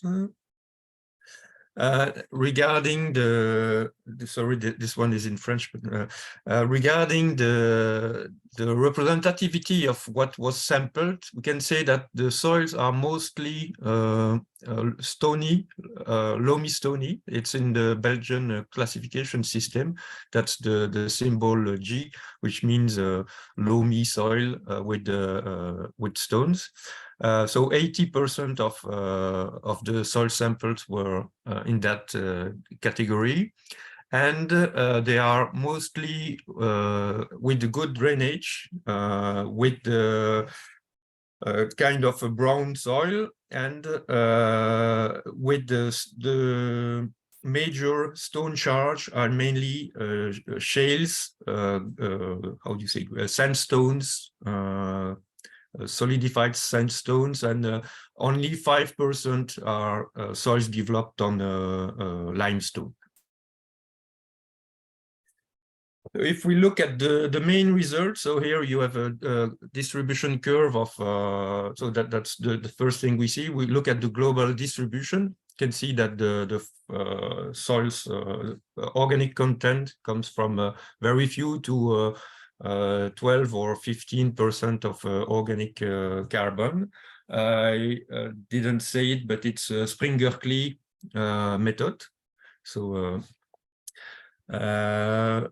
Springer-Klee, yeah, and so you can see that we have also the possibility to make some maps. So this is a general map. You can see the distribution of the soil organic content. So even in the forest, there is some kind of regionalization that was used after for the global mapping. And also a good relationship between cationic exchange capacity and organic carbon. So we can look at the correlation between the various parameters and see how far the COT is explaining factors of other properties or not. Thank you. We also had a look at the humus content, and so with the humus we weight, so we know how much humus is on the by square meter, but for the carbon we must make estimations of the bulk density because we did not measure it. Our first calculation showed that we have about 1 kilo per square meter for the humus and 7.2 kilos in the topsoil. So that's similar to other studies that were made recently. Also, we have a relationship with the carbon over nitrogen ratio, good relationship with the type of humus that is found. So this is some classical, but it goes into the right direction for the interpretation. So thanks. Oh yeah, that was just to see that what we find, it's very similar to what is in the literature and other regions. So can be confident about the quality of the data. Thank you. And last point is that we had the first overview of the content by the first round of analysis, and now we are going back on the same plots. That's the second phase of investigation, and we first made a preliminary study with one student, master student, and we selected some plots with different age of the first round, and different kind of soil and different kind of forest stands, and we look at the differences between the two campaigns. So first we reanalyzed our first samples, and we found that there might be some differences, and then we compared the new samples with the previous one, and we found differences of evolutions that we still need to investigate a little bit more if it's real trends or if it's linked to analytical procedure. But I think that the results we found are similar to things that were observed in other stands, in other studies in the literature.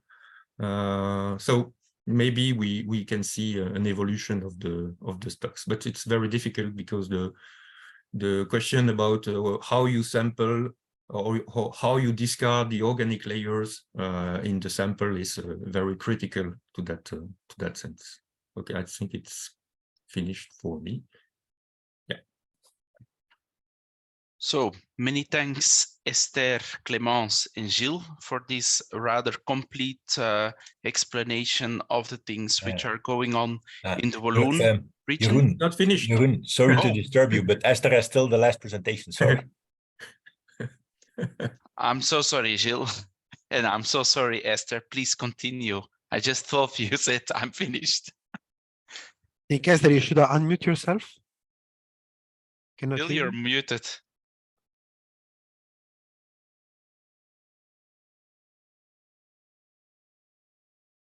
Should unmute, Esther, bottom left corner of your screen.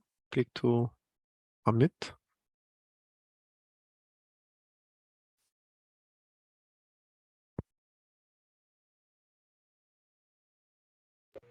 Okay, Yes, now we can hear you. Okay, so now you can hear me. Can you still see what I'm sharing? Yes, but you should go back to the presentation mode. Ah, voilà. Okay, there was a Thanks. Okay, sorry. So Gilles, I just realized that I skipped in my presentation. There was a slide on the forest inventory, but apparently it went out too quickly. So, everybody will find the information, the main information on the forest inventory also at the beginning of this presentation. So now this is the part where normally Caroline should have talked to you, but so I will do it because she couldn't join us today. The idea is to talk about the mapping of the carbon stocks. And the first exercises that were made in Wallonia at the regional scale. So there was a project Carbosol done between 2004 and 2009, where the idea was to go back to the initial location of the Belgian soil map. We did that for 434 locations under agriculture. We also excluded the sites where the land use had changed. And then we sampled the bulk density and the rock fragment content in order, of course, to get the stocks.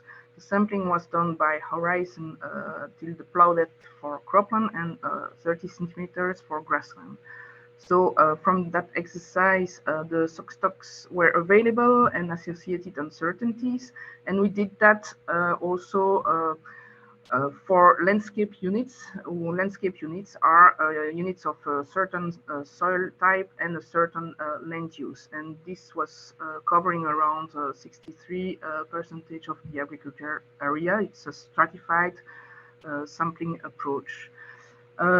Then that was the first map of stocks for agricultural soil, and we didn't really use any geostatistical model because we affected the value in the landscape units.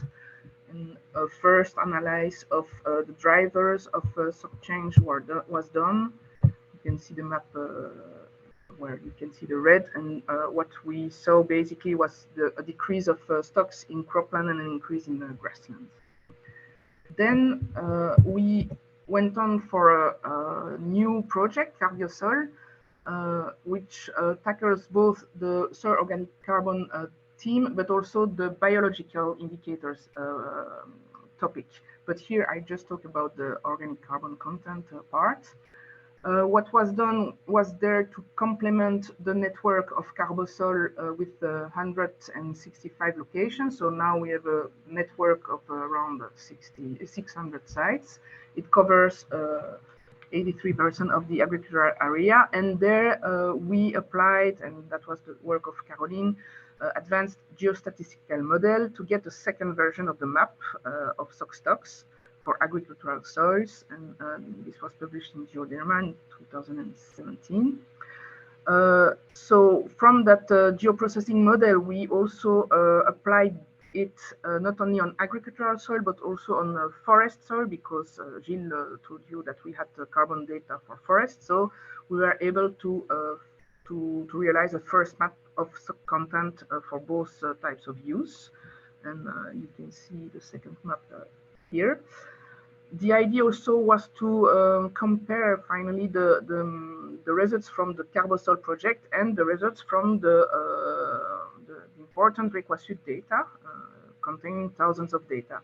So for that comparison, we could conclude that it was a good correlation.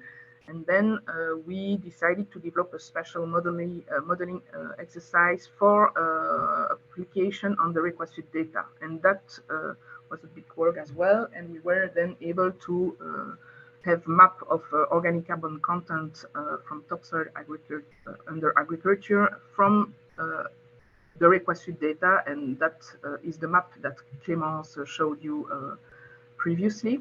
And now what we have is develop automatic procedures to update that. And so the first update was made for the period 2015 and 2019. There are also reflections about the near-infrared spectroscopy and the development of a spectral library, and also the discussion about the SOX acceleration index. And also, meanwhile, there was that big initiative at the global level to draw the first global soil organic carbon stock map for the world. And so for Belgium, we did it in collaboration with our colleagues from Flanders for both agriculture and forest soil. And this map is then also shown here on the slide. Now, there was a question from our colleagues from the Air and Climate Department, because they need to report the stocks and the trends under the LULUCF reporting exercise, and they needed to update those trends for agricultural soils last year. So the idea was to consider the last two periods that were available. So the first period was between 2004 and 2014, and the second period from 2015 to 2019, and to also use the IPCC guidelines, so the computation of stocks on the 0 to 30 centimeters. You get the familiar formula right on the right. So you need beyond the content, the bulk density, the depth, and the rock fragment content. And as we didn't yet resample the network Carbosol, the idea was actually to transform the content measured in the Requesud database into SOX stocks for the two periods. So how that was done? That was done by regional, by agricultural regions. So this is the study area. That was for croplands and permanent grasslands. The data used were from Requesud, the Carbosol network, the Belgian soil map, and also there was a use of environmental covariates like soil, climate, anthropic factors, relief, and also the parent material. From that material, there was a computation of the SOX stocks at 30 centimeters. So first, for the carbon content, there was a need to convert the content from the Requesud database to the required 0 to 30 centimeter layers. That was done using a mass preserving splines that was fitted on profiles from the Aardwerk database, which is the database associated to the Belgian soil map back in the last century. And we could be able to fit the profiles because the data from the Aardwerk database are going up to 120 centimeters depth.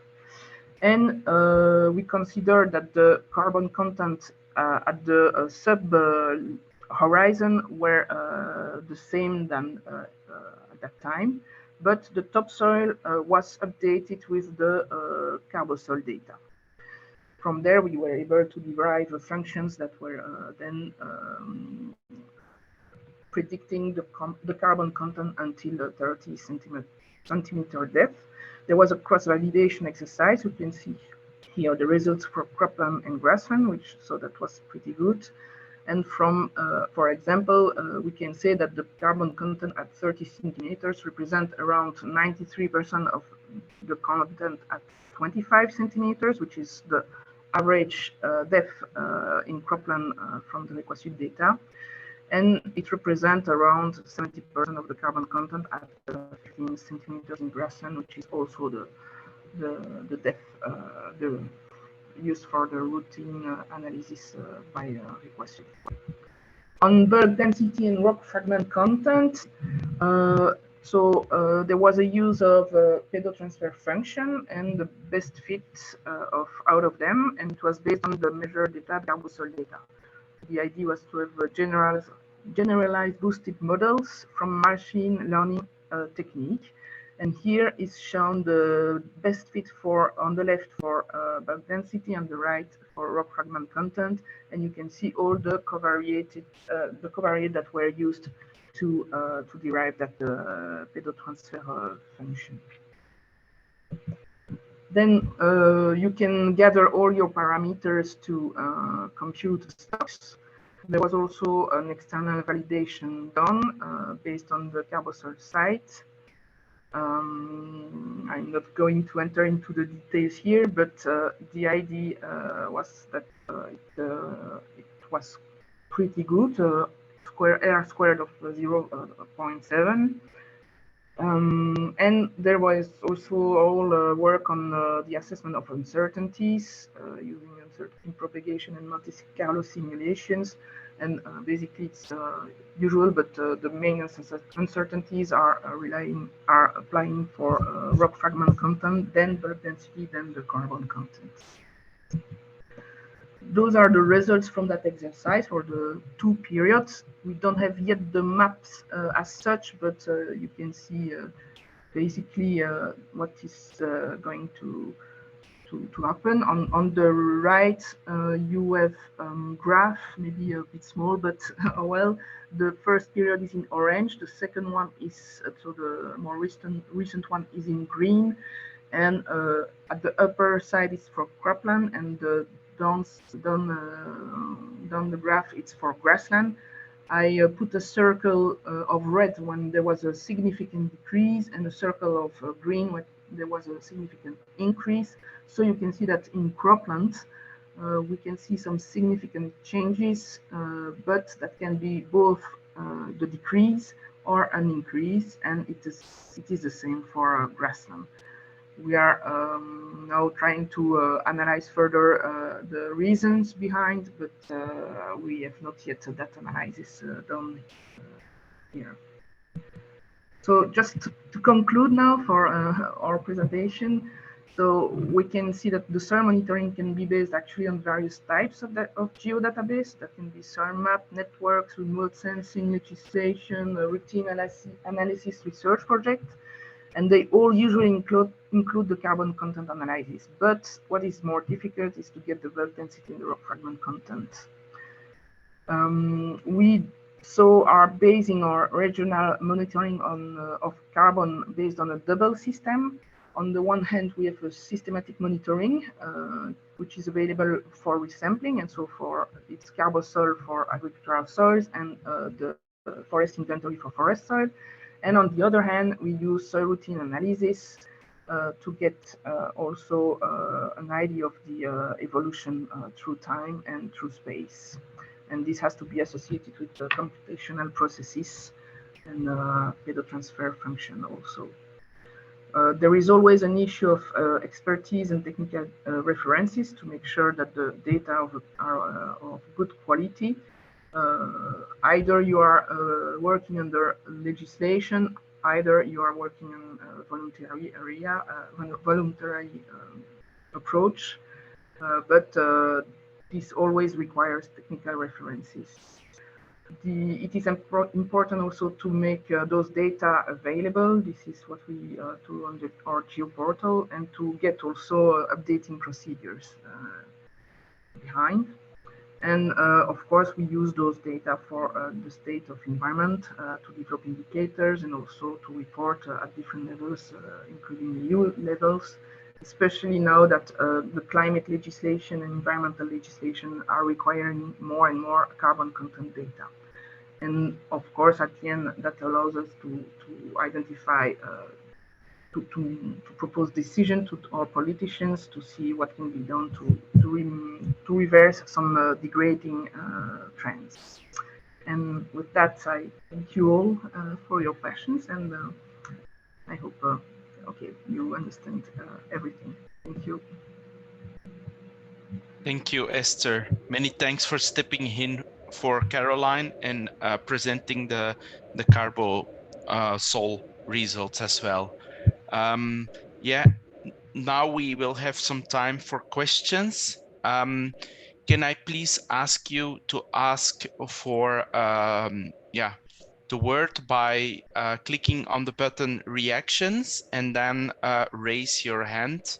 So if you go down to your screen, there is a button reactions, and then you can ask the word. Okay. Maybe, Perona, we can start. There are already some questions from the chat. I From saw the there is chat, one from last one I saw is for Yeah. Esther from Massimo Valagussa. Yeah, so in the chat also this conversation about cover crops.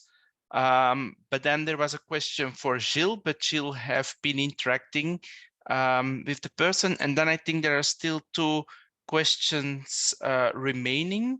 It was one question from Fien Amery, and I think it's a question for Esther, actually for Caroline, I think, but we'll see whether Esther can answer this question. So Fien is wondering what is done with the spectral near-infrared library. Do you already estimate TOC contents without wet chemical measurement in Wallonia? So thank you for the question. So yes, and actually Clémence will be probably able to complement my answer, but yes, we use near-infrared spectroscopy to analyze carbon content because it's quite cheaper when you have the material and it is calibrated. Then you can really do lots of measurements. So now almost I think all the laboratories do that for routine soil analysis, but we still need to look for the correlation between those results and the ones done by the more classical methods. Maybe Clémence, if you can add some words for Equasud. For the near part? Yeah. Well, it's working, but yeah, we try to make some new parameters, but yeah, the big challenge is to get data because we need data from reference lab, from reference methods.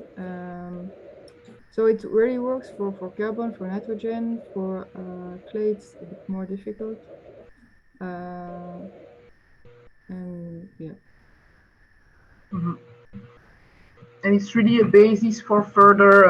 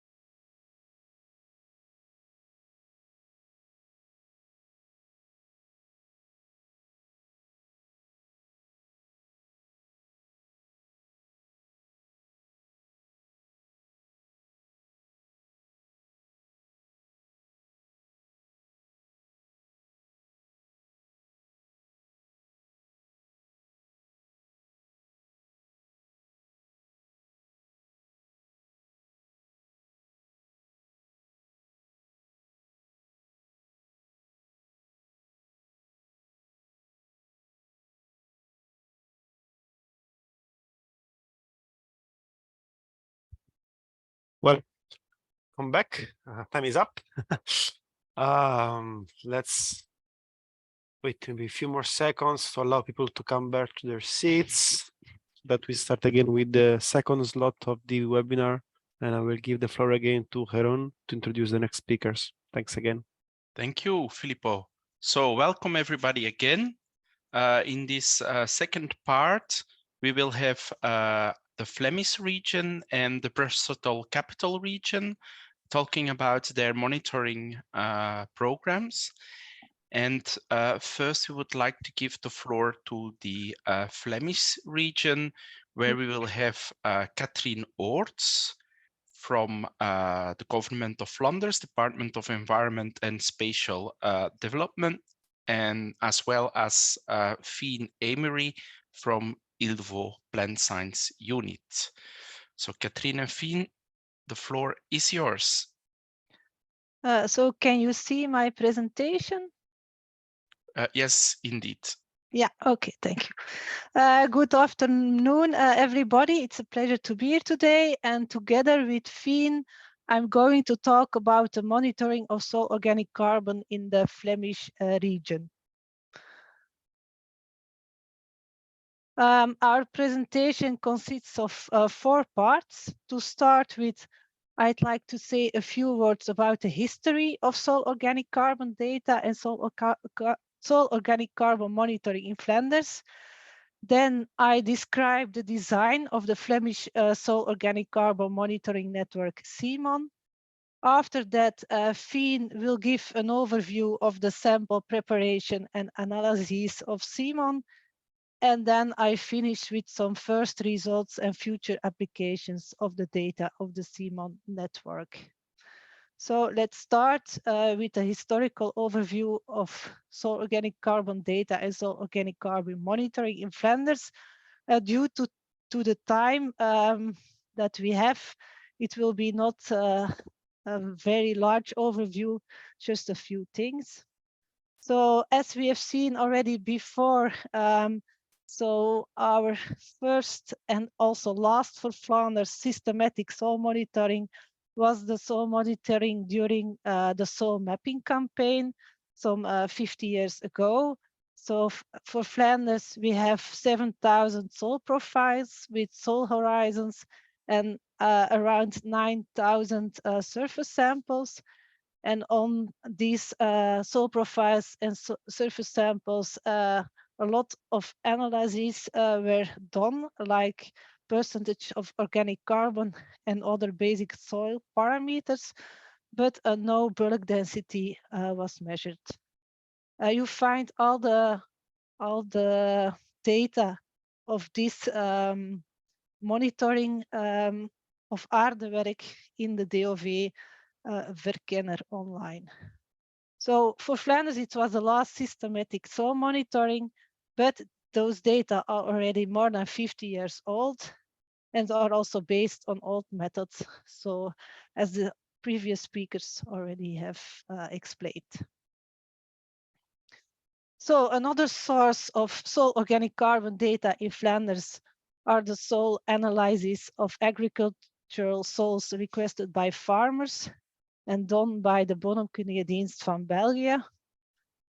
In contrast to Wallonia, those results are private results in Flanders, so we as government have no access to those data to do some analysis on it.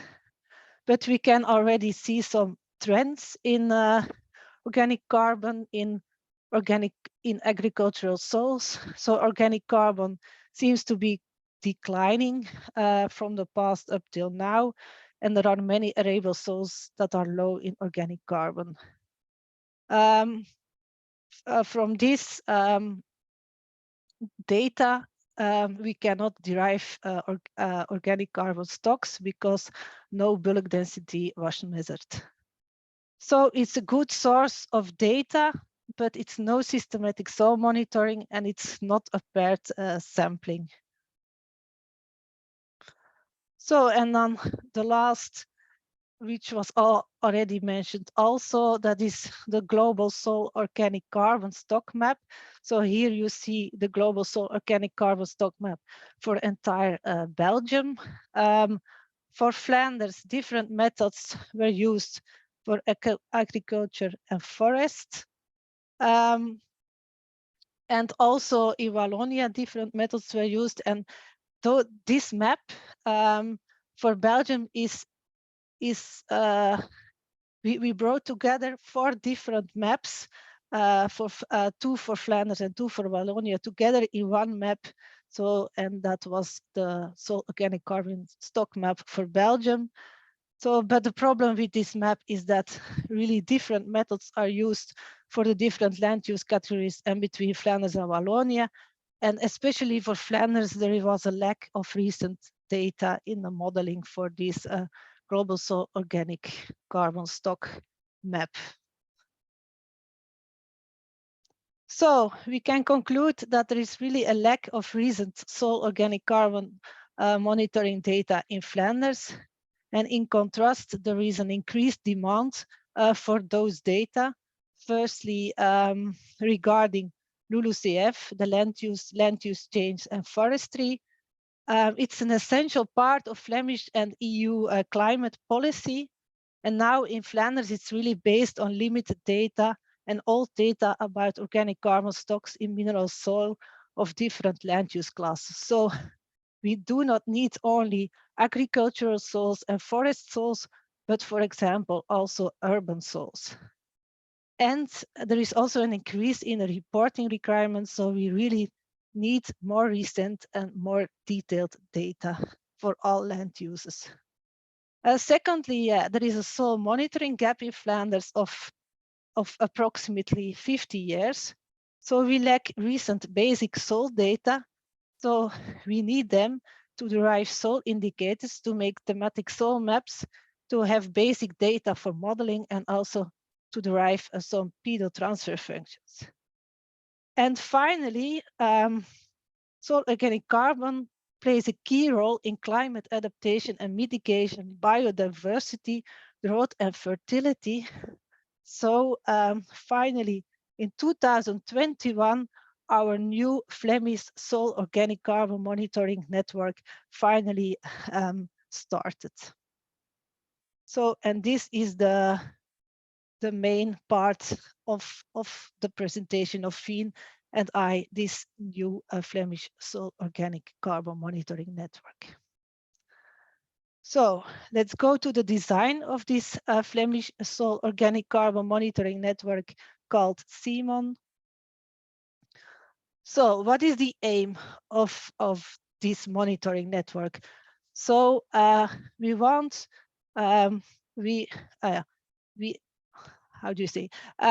So we consider 5 different land use classes. So cropland, permanent grassland, forest, nature, and land take. And land take is subdivided in gardens, parks, and recreational areas, verges, and other land take. And we want to know what are the current soil organic carbon stocks up to 1 meter depth in those land use categories. Secondly, we want to measure the evolution of soil organic carbon stocks. And finally, we want also know what happens if land use changes, what happens with soil organic carbon stocks. So, we work together in a CMON consortium. It's a close collaboration between Department Omgeving, ILVO, and IMBO. So for the Department of Omgeving, it's Environment and Spatial Planning in English. It's me, Katrien Oorts, but also Dries Lutz and Jos Salomees. Then for IMBO, it's Susanna Lettens and Bruno de Vos. And for ILVO, Fien Amery and Tommy Doze. So the Department of Omgeving does the coordination of the CMON network and also does the data management in the regional soil information system and also manage the soil sample archive.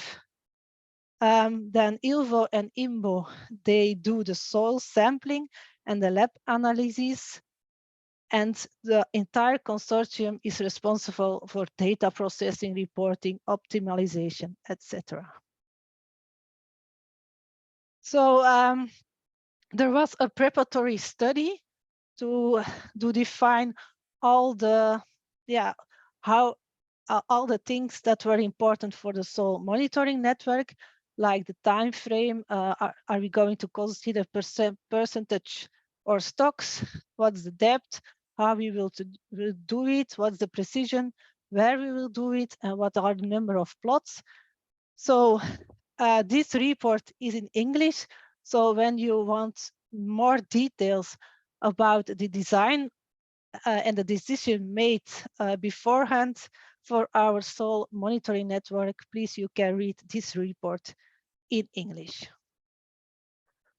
Another preparatory study dealt with some additional measurements in land take in order to calculate the number of sampling points in land take, especially in gardens, parks, and recreational areas and verges, because we need some averages and variations of the soil organic carbon stocks, some estimates, in order to be able to calculate the number of sampling points needed to have a certain precision. So, and this study work resulted in the sampling design. So firstly, the amount of plots. So we measured every 10 years 2,594 plots. And this number is based on a minimum detectable difference of 4 per 1,000 after 20 years. So for Copland, we have the largest amount of points, around 800. And for the other land use classes, we have between 400 and 500 points per land use category. Additional to that, we have also 100 extra plots called the LULUCF plots, and that are plots where the land use changes are studied. So, and here on the pictures, you see some plots, examples of CMON plots while they were sampled. So where do we measure? We have taken the plots of our land use map that are plots 10 by 10 meter. And then we used the generalized random tessellation sampling algorithm, GRTS. It's a random sampling, but the samples are spread evenly over Flanders. So we selected 20,000 plots with that algorithm over Flanders, as you see on the map, the gray dots in Flanders. And then we sample each land use category according to the GRTS rank. So first the points with a very low rank and then with a higher rank. So we have a uniform methodology for all land uses, which was very important for us. So what now the timeline? So we work in cycles of 10 years. So the 2,594 plots are spread across 10 years. So this has the advantage that sampling can be done by fixed sampling teams over the years. And that we have already some first results after some years. It's a paired sampling, so after 10 years, we every time return to the same plot. And the first 10-year cycle started in 2021. So when we zoom into one plot of 10 by 10 meter, then we assign also 16 random points per plot with the same GRTS algorithm. And then we start the sampling. So first we sample, if present, the litter layer. And then we take in 4 different soil layers Firstly, for undisturbed soil samples for bulk density, so in the points 1 to 4. And then we take also composite disturbed samples for soil analysis. And for the upper soil layers, 1 to 10 centimeters and 10 to 30 centimeters, we have 16 replicates. And for the deeper soil layers, 30 to 60 and 60 to 100 centimeters, we take 7 replicates. So that's all I have to say about the sampling design of CMON. So let's move on the sample preparation and analysis of CMON presented by Fie. Okay. Share my screen.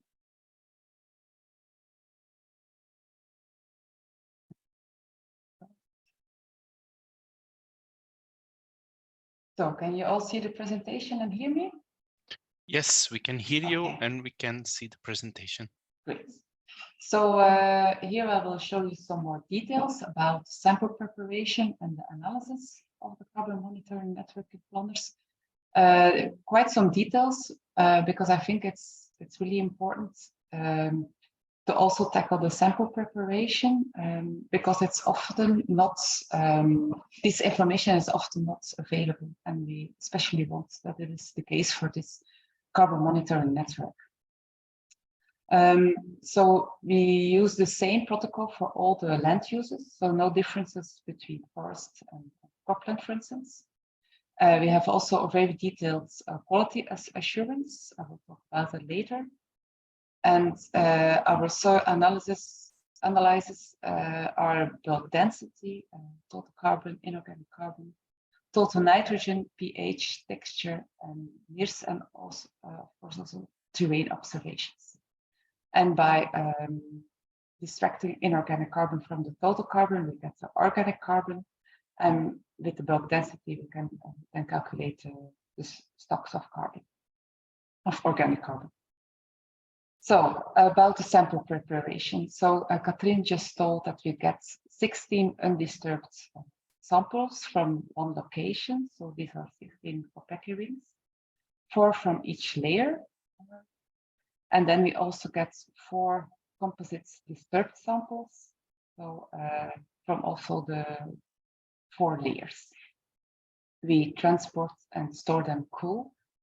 And then I will first tell you how we treat the Kopecky rings, so the undisturbed samples, to calculate the bulk density. So first we weigh them moist, including the ring. We dry them at 105 degrees to a constant mass. Then we weigh them again. If the sample takers noted down that they think there will be more than 5 volume percentage of not soil material present, then we do something additional. We empty the rings. We remove the material. We look for the material that is not soil material, like plastic, stones, and other not soil material. We weigh them and we take a picture. And let's see here an example of this. And we also store these pictures in the database of Flanders. Then we calculate the bulk density by 2 ways. We first calculate the total bulk density. This is the mass of the dry soil divided by the volume of the ring. But we also calculate the bulk density of the soil smaller than 2 millimeters. And here we distract the mass of the not soil material from the total dry soil mass. And then we divide it by the volume of the ring. And by the measurements we got, we can also calculate the gravimetric moisture content. So this was for the undisturbed soil samples. Then we have the disturbed samples, so 4 from each layer. First, we take a subsample for DNA and nematodes analysis. This is a bit, for side projects. But then we spread the moist sample, and then we first remove plastic and the not soil material that we can visually see. And then we dry the material for 1 week at 40 degrees. And then we have 2 ways. If the material is mineral or organomineral, we break the dried sample in the jaw crusher and receive it by 2 millimeters. And then we have 2 fractions, the fraction that is laying on the sieve in rest. We weigh it and we take a picture. And you can see a picture of this here on the right. And we will maybe do also some image analysis on this. But of course, the main fraction is the sieved sample for analysis. But if we have organic soil samples or the litter layer, because we also separate the litter layer, we do not break it in a jaw crusher, but we mill it in a cutting mill. And then this material is also for analysis. Then also important is that we split this dried and sieved sample. We do it by a splitter, like you see here picture on the right. So this splitter splits the sample into even portions.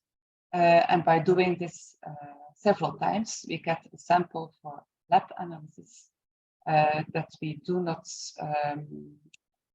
make smaller anymore. So just smaller than 2 millimeters. Another lab sample that we make smaller by a ball mill, if it is a mineral or organomineral soil, or we make it smaller by a knife mill, if it is an organic sample or from the litter layer. And we also make a sample for the other lab because we do the analysis with 2 labs, and one lab is only doing NIRS, and the other one is only doing all the texture analysis. So we also have to exchange lab samples. Also, part of the sample is for archive of the geotheek and an archive for the lab quality control. So there was a sample that was below 250 micrometers by the knife or the ball mill. On this sample, we analyze the carbon and nitrogen. So we measure total carbon and total nitrogen by dry combustion. And the inorganic carbon, we measure it by acid treatment of the same analyzer. If the pH potassium chloride is below 6.5, we do not measure the inorganic carbon, but we consider it below detection limits. So then we calculate the total organic carbon by distracting the inorganic carbon from the total carbon. So this is all done on this sample. And we also determine the residual moisture contents. So this sample we dried at 105 degrees. So we can correct the results of the carbon and nitrogen analyzer by this residual moisture. So in the end, we get a result with units percentage on absolute dry matter. We always measure 2 replicates. And we take the average from these 2 replicates. And if the diplet criterion is not met, we do a remeasurement, again, 2. For the sample that is below 2 millimeters, we measure the pH potassium chloride extraction. And we also measure the salt texture by laser diffraction and also near infrared spectroscopy. As I said, it is very important for us to have a good quality control, not only on the measurement, but also on the sampling and the pre-treatment. We want to do it the same way in the whole carbon monitoring network. This is because we do it with 2 labs, both ILVO and INBO measure samples, and it's very important that we do it in the same way. And it's also important that we analyze samples in 10 or 20 years also in the same way, so we can compare results. So this is the reason why we have a very, very detailed publicly available protocol. So I explained already quite a few details with you, but if you would have a look at the protocol, it's still in much more detail described here, so we can really repeat all the steps very well.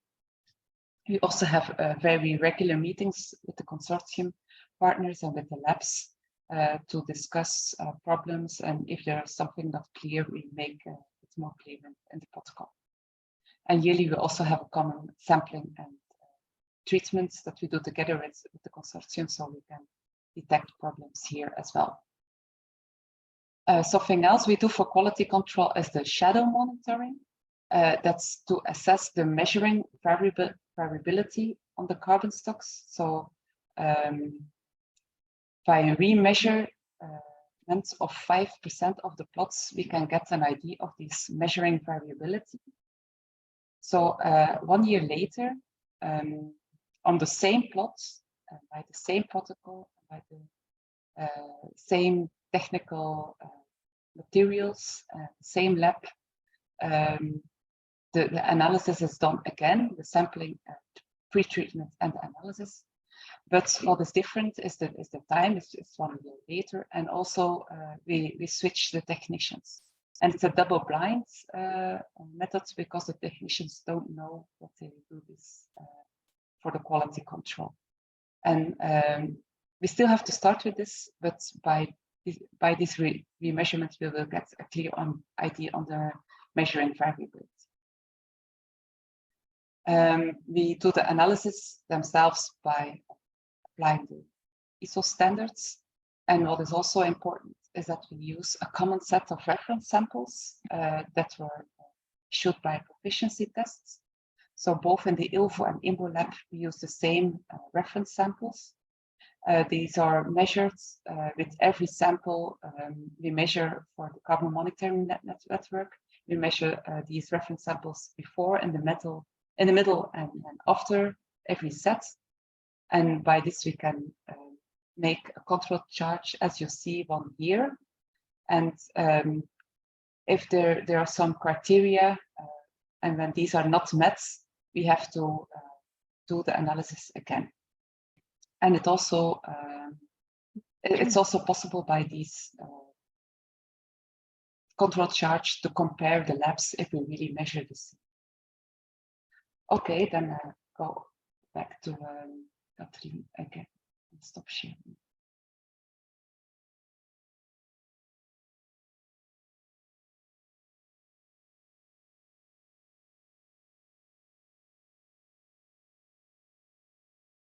So do you see my screen? Yes, we do. Yeah, thank you. So now we come to the first results and future applications of the data of CMON. So all the validated CMON data are stored in the regional soil information system called Databank Ondergrond Vlaanderen. So it consists of chemical, physical, and biological properties, but also the terrain observations are stored, the photos and metadata. And in addition, the composite soil samples are archived in the Geotheek in Vilvoorde, so we can do some additional analysis if needed on the samples. So now we come to the results. As we only started in 2021 with our monitoring network, the results in the next slides are only based on approximately 8% of the CMON plots. So for cropland, we measured already 55 plots, for permanent grassland 46, for forest 51, and open nature 33. But for land take, for the gardens, we have no results yet. For parks and recreational areas, we only measured 5 plots. And for land take, the verges like roadsides, only 6 points. And for other land take, we also have no results yet. So in total, we have already results for 196 plots. So when we calculate the organic carbon stocks for the 0 to 30 centimeter soil layer, you see here the result. So you see box plots for every land use category. and the points on the graph are the values for the individual plots, Simon plots in that land use category. So the first thing that this graph shows is that there is enormous variation within each land use category, considering the organic carbon stocks for the first 30 centimeters. This is partly also due because we only measured already 8% of the points. So hopefully in the future, when more results become available, this variation will become a little bit smaller. Secondly, when we compare the different land use categories, we see that permanent grassland, forest, and nature have similar soil organic carbon stocks, and that cropland has the lowest organic carbon stocks. When we compare it to the stocks calculated for the 0 to 100 centimeter soil layer, then there we see that the variation still increases within the land use categories, and that now also land take the verges have a similar soil organic carbon stock as permanent grassland, forest, and open nature, and that cropland and the parks recreational domains have the smallest soil organic carbon stocks. When we compare the stocks for the first 30 centimeters to the stocks for the first 100 centimeters, then we see that the first 30 centimeters only contains 50 to 60 of the organic carbon stocks up to 100 centimeters. And that's why it's so important to monitor soil organic carbon stocks up to 1 meter, especially regarding LULUCF and the climate problems. So here the same results, but calculated on a different way. So in the graph, you see the average organic carbon density with the depth. So on the y-axis, you see the depth in the soil, and on the x-axis, the carbon density. And what is the carbon density? It's a carbon stock per 1 centimeter depth. So when you look to the graph, then you see that permanent grassland and forest, they have a very similar organic carbon density with the depth. And they have both high carbon densities at the surface. Then when you look at open nature, then you see a lower carbon density at the surface, but a higher carbon density in deeper layers compared to forest and permanent grassland. Then when you look at the verges, so the dark blue line, then you see an atypical distribution of the evolution of carbon density with the depth. So probably is because those are often disturbed soils. Then cropland has the lowest carbon density, the yellow line, and parks and recreational areas are similar to cropland in the deeper soil layers, but higher. They have a higher carbon density at the surface.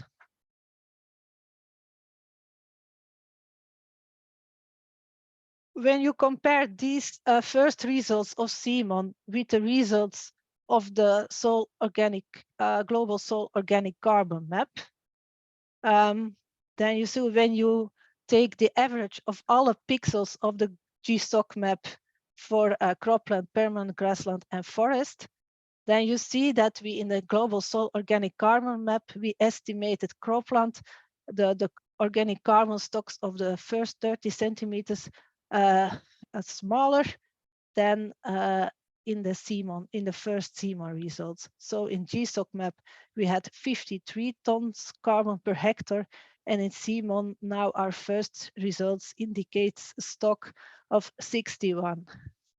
For permanent grassland, the differences are even larger, with a difference of 20 ton carbon per hectare. And for forest, we find similar results as this GSOC map. So when we make an overlay of only the measured CMON with the pixels underneath of the GSOC map, then we have similar results.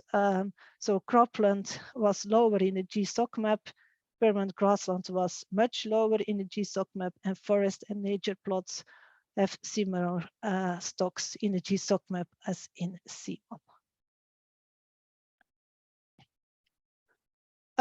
What will we do with those data? So we are very glad that we finally have recently measured standard soil parameters like organic carbon, pH, total nitrogen, texture, and bulk density. So we will make some soil indicators, thematic soil maps. We will provide basic data for modeling, and we have some information to derive pedo transfer functions. When more results become available for the CMON plots, so more plots become available, then we will do some digital soil mapping and derive some thematic soil maps. Very important, and then we will make an update of the GSOC map. And then very important for LULUCF, now we have some more accurate and recent values for the carbon stocks of mineral soil for different land use classes. And we will work also especially on a soil indicator concerning organic carbon, together with Wallonia, Brussels, and Flanders in the working group IIS Soilstat. So we can conclude that for the first time in 50 years, we have measurements of organic carbon stocks across all land uses according to the same method. A lot of effort was done on harmonization, detailed protocols, and quality control in order to be able to detect some differences in organic carbon stocks in 10 years. And some preliminary trends. So only 8% of the total amount of CMON plots were measured. No land take gardens and land take rests were measured already. We had very large variations on the organic carbon stocks within a land use category, but we hope that it will become smaller variation when more plots are measured. Considering the organic carbon stocks of the 0 to 100 soil layer, there we see that forest, nature, permanent grassland, and verges have a larger stock than parks and recreational areas and cropland. And when you look at the stocks up to 100 centimeter depth, we see that the first 30 centimeters only contains 50 to 60% of those stocks. And finally, when we compare our first results to the GSOC map, we see that we have underestimated cropland and permanent grassland in the GSOC map. So for more information about CMON, you can visit our website where you find the protocols reports, but also the preliminary studies. At the end of June, the 29th of June, there is a VPO webinar about CMON where you will see more results than I presented today. At the end of 2023, we hope to have a CMON report in English, and when you have any question, please contact me by email, or you can ask questions after the presentation of Brussels. So thank you. Many thanks, Catherine and Fien, for this detailed explanation about Simon. Now we can move on to Wannes van Aken for his presentation about Brussels capital region. Okay, thank you, Jeroen. I'm trying to share my screen. Okay. I'm firstly maybe going to set the scene because I don't know if everybody is familiar with Brussels capital region. I noticed that Luxembourg mentioned that it was small. Luxembourg is here on the map that you see here. Brussels region is much smaller. We are in the center. And the map that you see here is the soil map of Belgium, which was established in 1970. And when I zoom on it, you see that there's mentioned X in the legend, and X means that no data is available. And that's rather logic because Brussels was and still is a densely urbanized region. So monitoring soil organic carbon in this configuration is rather challenging, but we are trying to do it. So important to keep that in mind. Does everybody see my presentation? Yes, we do, but okay. I think it's maybe not on full screen mode, or you should go, yeah, display settings. Up in the upper part, yeah, you were there before, just above the slide, yeah, there, and click on swap. Okay. Perfect, thank you. Okay, so my name is Wannes van Aken, and I work at the Brussels Environment. We are a government agency that was funded in 1989, and we work under the supervision of the Minister of Environment. We are a government agency that works on all matters concerning environment and energy, so all issues concerning air, water, waste, eco-construction and so on, and also soil, of course. Concerning lab activities, we only have in-house one laboratory, which is a laboratory that is only focused on the monitoring of the air quality in Brussels. So concerning soil analysis, those are all done by external labs, mostly private ones. And within our agency, about 35 people are active on soil. Those 35 people started working mainly from 2005. Why from 2005? Because in 2005 we had a first soil law in Brussels, and make a correction, law for preventing and remediating soil pollutions. So since 2005, the main focus of our team was to attack soil pollution and to start remediating pollution. So when I talk about soil pollution, it is chemical soil pollution caused by underground storage tanks and so on.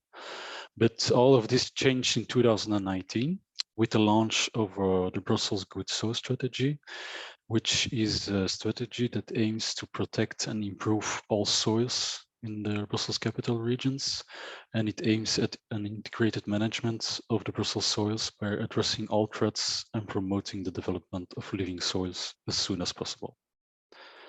For this, there is of course a focus on the one hand, the different soil degradations as identified in the Brussels region. Those are different. Pollution we already attacked from 2005, but now we are also looking into compaction, erosion, and of course also loss of organic matter. The focus is of course also on the ecosystem services as provided by soils, which are represented in this illustration from FAO. I think everybody knows it. And one of these ecosystem services is of course the climate regulation, because as everybody knows, soil can act as a carbon sink, and thus the importance of monitoring the soil organic carbon. Now, how do we monitor them in our densely urbanized region? Well, we have different initiatives going on. There are 4 initiatives going on. I will shortly or briefly explain each initiative. The first initiative that we have going on is the Good Soil campaigns, that are sampling campaigns that are where the initiative and the financing is entirely by Brussels Environment, and our campaigns where we are going to collect soil samples in open spaces of Brussels, so non-developed spaces of Brussels, which can be vegetable gardens, private gardens, parks, pastures, forests, and to determine the quality of the soil at that place. These campaigns, we do them twice a year, and in each campaign we select a list of plots that we want to investigate. This selection is done based on one hand volunteers within the citizens of the Brussels capital region, because there is a continuous call open to all inhabitants of the Brussels capital regions to volunteer with their garden, so they can postulate freely to have a free analysis of their private garden. And on the other hand, we also try to identify ourselves interesting terrains within the Brussels capital region that we think are interesting to also do the campaigns on. So if anybody who lives in Brussels capital region, know that there is on our website a form available where you can fill in, and you can so you can arrive on the list to be analyzed in the near future. That's the first way we collect soil organic carbon data. The second way is through the Brussels Soil Quality Index. The Brussels Soil Quality Index is a tool that we have developed ourselves, and that can only be compared with the EPC certificate, so the energy prestation certificates for buildings. For instance, I think in Europe it's an obligation that if you sell a building, you have to present to the buyer an EPC certificate that states what is the energy use of the building, and also what is recommended to do as works in the building so the energy consumption drops. It's the same that has been developed for soil in Brussels. This is the Brussels Soil Quality Index, and it is a soil expert that, based on tests on the terrain and lab tests, will try to answer for the given plot 3 questions. First question is the soil healthy of the plot, and should we really preserve it? So should we avoid building on it? It will formulate recommendations about what are the uses of the plots which are most compatible with the soil quality. And last but not least, it will also formulate some recommendations on how to recover soil quality. And within this Brussels Soil Quality Index, it's the aim is now it's pure voluntary, but the aim is that we can integrate it into urban planning projects and planning permissions. And then 2 smaller initiatives to collect soil organic carbon data is within 2 projects that are large projects, but in which we try to use a project to also collect soil organic carbon data. The first project is the project Operation Recreation. It is a project where the Brussels capital region launches on a yearly basis a call to all primary schools to get funding to regreen the school sites, to instead to have concrete everywhere to transform it in more natural environments. And within this operation, one of the goals is also to improve in the same way the soil quality. And for this, of course, we have to determine the initial quality, and the initial quality, soil quality, is determined by ourselves, by Brussels Environment.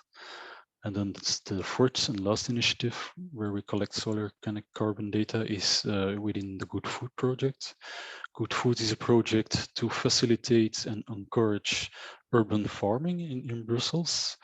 And one of the bottlenecks for urban farming is the availability of land.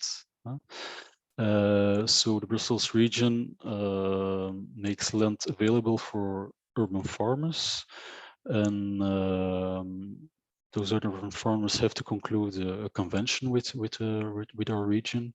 And in this convention, one of the conditions is, of course, that they have to improve soil quality. And there also the initial soil quality is analyzed by Brussels Environment in advance. And the goal is, of course, to stabilize or increase the organic matter. So these are the 4 initiatives. I will now zoom in on how the sampling is concretely done. So the sampling protocol for the Good Soil campaigns, that what we do ourselves.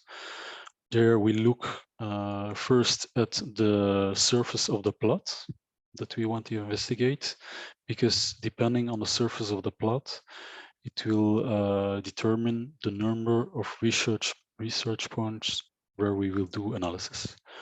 And then for each research point that we have identified, in the next step, a soil expert comes to the terrain, and he will, within a radius of 5 meters around the research point, collect 12 individual samples with an Edelman auger.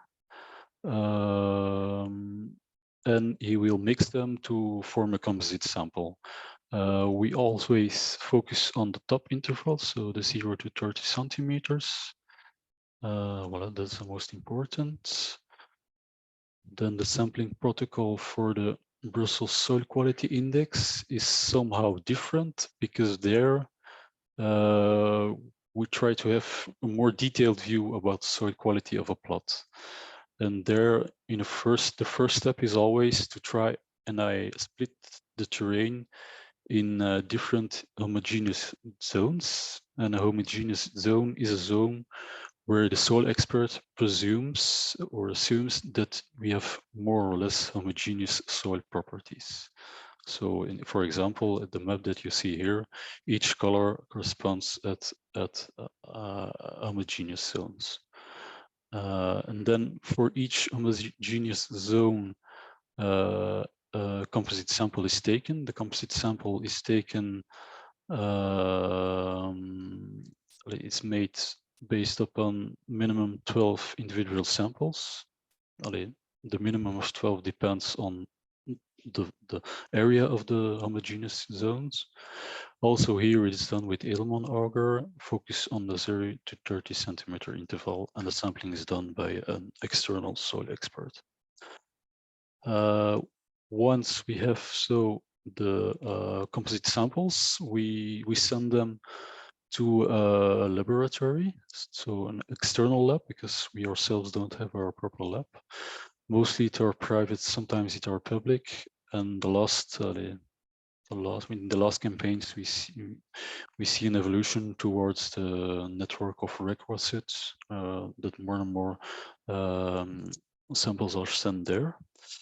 The analysis is focused on pH, cation exchange capacity, phosphor, potassium, magnesium, calcium, the CN ratio, microbial mass, texture, and also, of course, the total organic carbon. For the total organic carbon, we always ask to apply the direct combustion method according to the ISO 10694. Then some short stats.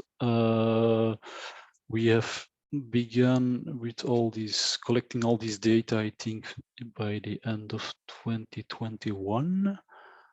So you're now well, 2 years in the project, and until now we have collected about 643 data points concerning organic carbon, which I have presented here in a box plot and in a histogram. I think the average value is about 3.26% total organic carbon. And of course, you see a lot of outliners, which are correlated to samples taken in the forests in the southeast of Brussels. Here, they are all plotted on a map. This is the forest, large forest in the southeast of Brussels, where some of the values of soil organic carbon are really high. On this map, the colors represent the value of the index for the total organic carbon. We have developed our own index, which is dependent on the percentage of total organic carbon. And the higher the index, the higher the organic carbon content. And luckily we see that the most points are in the green area. But you have to know, of course, that a lot of the points are until now also taken into parks and forests. Then that's already my final slides. In the near future, we are working on the implementations of measures for sustainable management of Brussels soils to encourage land owners to improve the soil organic content of their soils, and to check whether this is effective or not. We are continuing to collect data through the different initiatives. And the last point is also Flanders mentioned it. We are also in contact with our colleagues who are working for climate, because they have to do annual LULUCF calculations, so land use change and forestry calculations, also for the Brussels Capital Region. And until now, those calculations are based on Walloon data. It's an extrapolation of Walloon data to Brussels. But now that we are starting to gather our own solar organic carbon data, they are aiming to exploit them, to fully exploit them, so we can have more reliable LULUCF calculation. And for that, in the next campaigns, we will also measure soil bulk density, because that's crucial information. And all of this is, of course, important for the annual inventory of the greenhouse gas emissions to the European Union and the UN. So that was my brief presentation. Thank you. Many thanks, Wannes. I think we're now moving to the second question and answers session this afternoon. And I can see that there is a question for you, Wannes, in the chat. And it's a question from Fien Amery from ILVO. And she's wondering what methods has been used to measure microbial mass. Good question. I will have to look into the guide. If you just give me. Take your time, don't worry. Or do it later and send her an email. Okay, I will put it in the chat. For you. I will search for it now and I will put it in the chat. Okay, either fine. A colleague of mine already answered. The better. He's talking about microbial chloroform fumigation. Don't know if that answers your question, Fien. Fien, does that answer your question?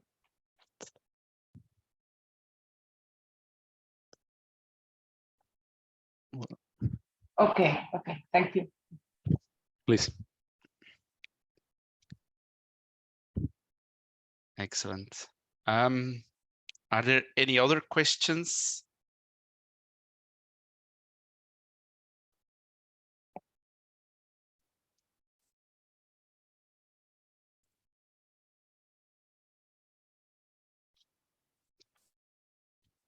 please don't hesitate to ask questions. I've seen that there was in the chat a discussion about the rock fragments and the implications of that on the carbon stock calculations. And it's true, we need to correct the carbon stock calculations depending on the rock fragments, because basically we measure the carbon in the fine earth.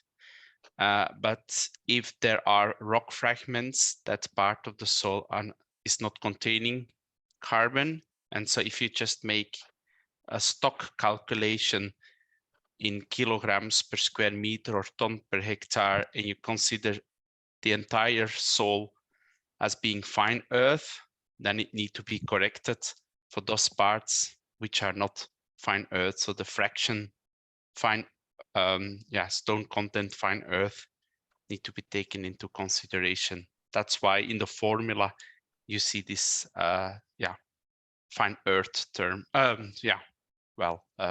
rock fragment term appearing. I don't know if there were any other questions in the chat. There was an interesting point from Filippo. Filippo added in the chat an URL link, a website link, from where you can download the presentations. Yeah, they're not there yet.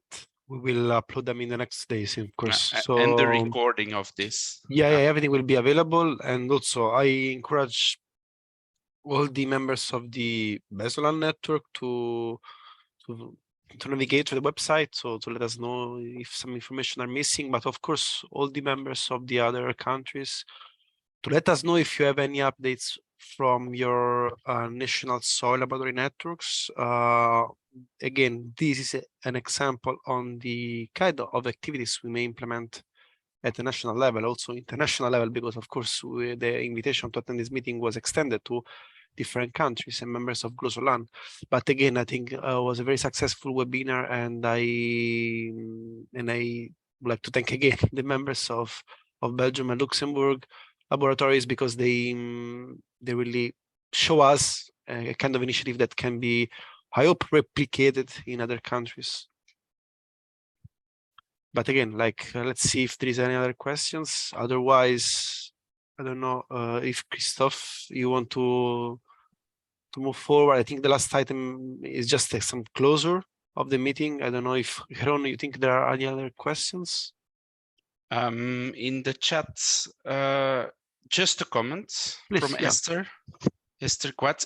It seems that LULUCF regulation drives good improvements of soil organic carbon stocks monitoring. We should think of further comparing results from regions.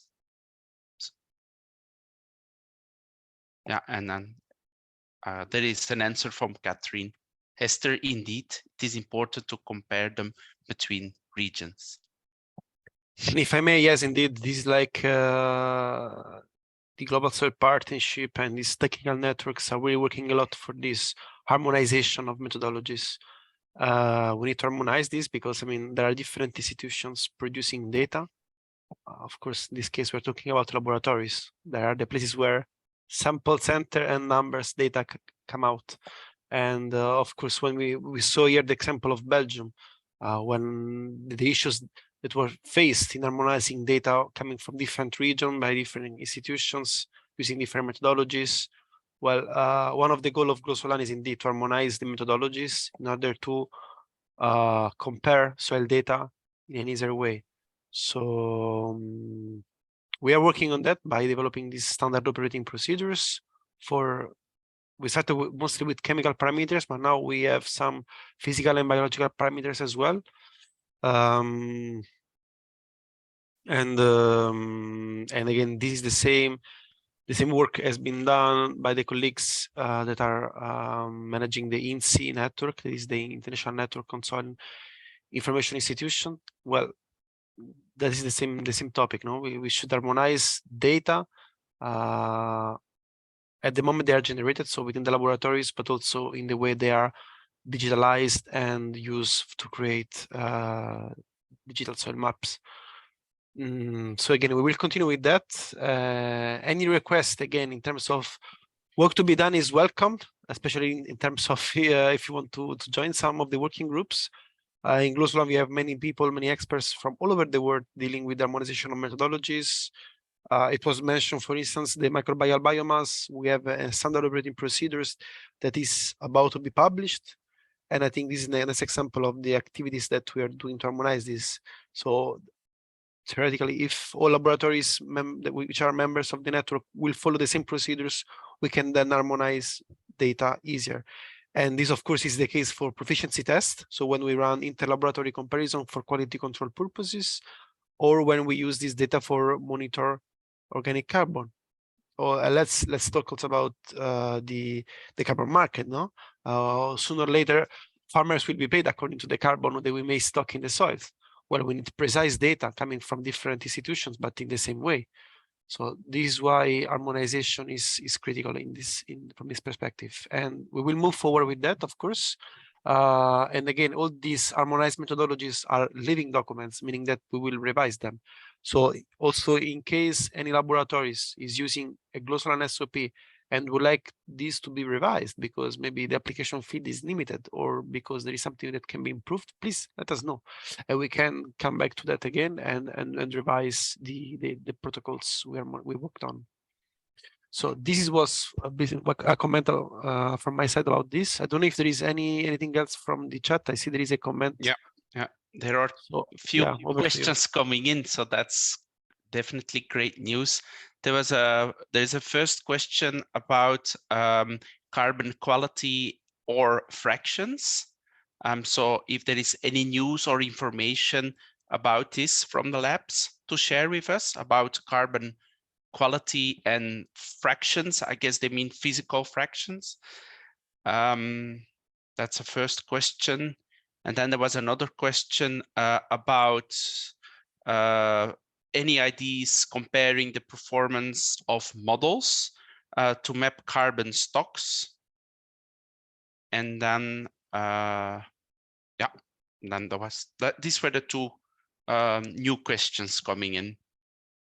So if any of the presenters can comment on these two questions, that would be great.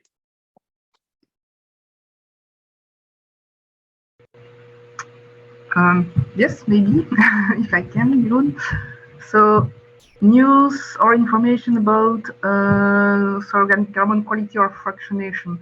So in Wallonia, in the BESOLAN project, we had a part linked to fractionation, carbon fractionation, so in stable and labile fractions. And what we could see is that we had some correlation with some biological indicators and the labile carbon fraction. So that was quite interesting because maybe that could be used as a proxy, cheaper than the measurement, the direct measurement of some biological indicators. So that was part of the work, and also that's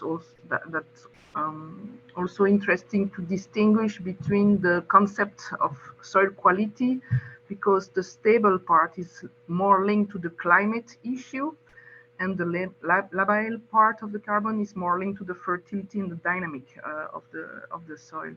And so what we are at least trying to avoid is that we only look at soil through climate, because then you just store carbon in your soil and you are very happy, but it's not the way to do when you want to make to have a healthy soil, functioning and dynamic. So the idea is to really keep in mind those two aspects, and fractionation is one of the measures to highlight those different parts. So that's at least for what about Wallonia, and I don't remember the other question. Okay, the models, the performance of the models used to map carbon stocks. This is under reflection. We should be trying to do some kind of comparison exercise, but right now it's not done yet. But it's a good question. So we'll see in the future if we can do it. Thank you. Thanks, Esther, for commenting on this. As regards your first reply, I think the group of Bas van Weesma published a few papers on this. The usage of Vis-Nier spectrometry to detect these two different fractions. So maybe we can put a link of these articles in the chat. Is that something which you could do, or I can also look into Scopus and try to find the articles? I'm going to try to find it rapidly. Okay. Okay. If you can, I think it would be good. I know there is one from Pushi, and that's about Vis-Nier assessments from Bas group, but yeah, okay. Maybe if you can find these papers, I remember these papers, but okay, thanks. Any other presenters that would like to comment on these two last questions?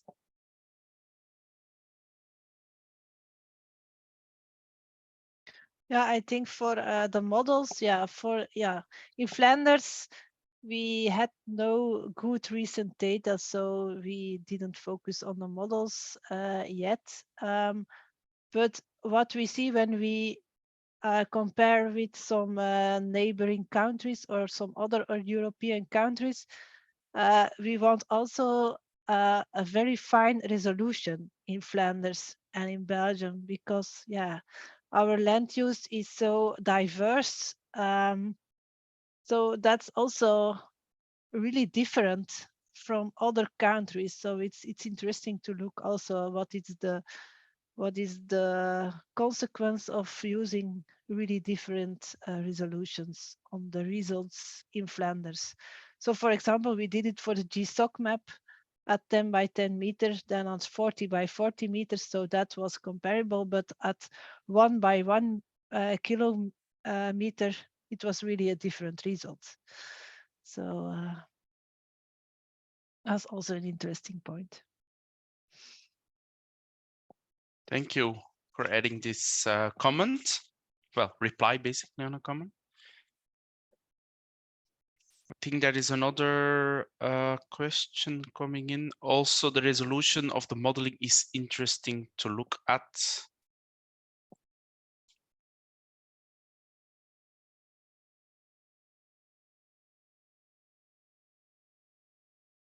Any thoughts on resolution, the spatial resolution, or probably in the DSM approaches?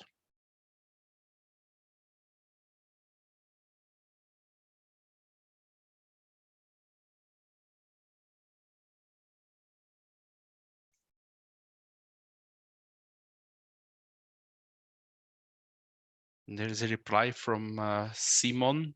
For Luxembourg, final resolution is 90 on 90 meters.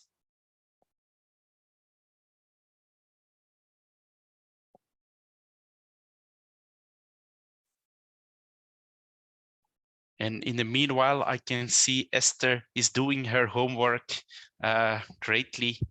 She added a few links to these papers. I can also add that we choose this resolution because solar organic measurement was a mean of the parcels. And so we didn't need to go to the fine resolution because our results are always a parcels and not a point.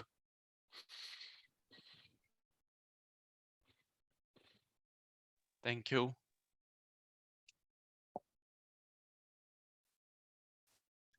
Okay.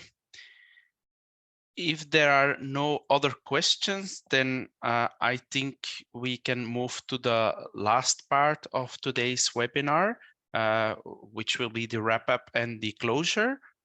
So Filippo and Christophe, the floor is yours. Well, thanks a lot, Keron, for moderating the whole webinar. From my side, I think I share all what I want to say, again, about the importance of harmonization and the importance of this kind of activities. In my previous comments, I would just want again to thank everyone because we had peaks of 120 participants, even more. So well done. And I will leave Christophe to close the meeting and give some final remarks. Thank Thanks again to you, Harun, and to all presenters. Okay, so yeah, then we come to the end of our webinar. I'll present just some last slides. I hope you can see my presentation. Not yet. Is loading? Yeah, no, yes. Now it is there. And do you see it in the good mode? Yes, yes, we do. All right. Okay. So, well, just to wrap up, I think it has been said earlier, but I just want to remind you that basically within the global partnership, one of the pillars is really the harmonization of methods, and that's basically the basis of the existence of BESOLAN, where we really try to inventory and harmonize the methods between the Belgian regions and Luxembourg. Also, it has been mentioned there are other pillars as well, for example, on the international network of soil information institutions, where also the different regions are trying to collaborate together. And I think this is really an important point. Just to remind all of you, there is a free registration you can do for BESOLAN. So this is the link. And basically the idea is we want to focus not only on chemical, but also on physical and biological parameters. I want to make a reference to also what Filippo already said. There is this best practice manual with all different methods, but as he said, this is a living document. So if changes are to be done, this can be discussed. I think for us, for the BESOLAN, most important is that we really want to facilitate the exchange of information between the soil experts in Belgium and Luxembourg. And the idea is then think globally, but act locally. And I found this an interesting cartoon because it summarizes, I think, the two things that we want to do with BESOLAN. First of all, is to not reinvent the wheel in every different region. So basically, if you have done it already in one region, this is, for example, was the plan of today to share how it can be done. But also if others have interesting approaches on a wheel that can be used in a different way, and I think also in Belgium, but probably in Luxembourg, we are very creative on that. Also, that is of interesting. If you have new methods to be done, also this is something we want to share.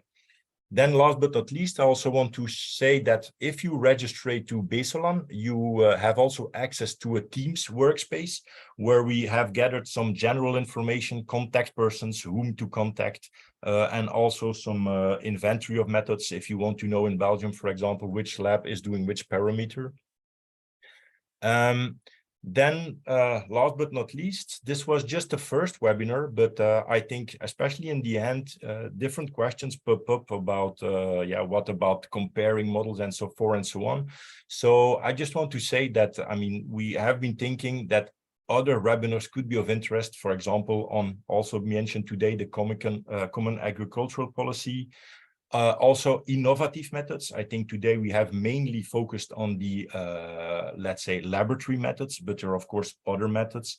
Also, there is soil spectroscopy within GLOSOLAN related to the regional champions on soil spectroscopy.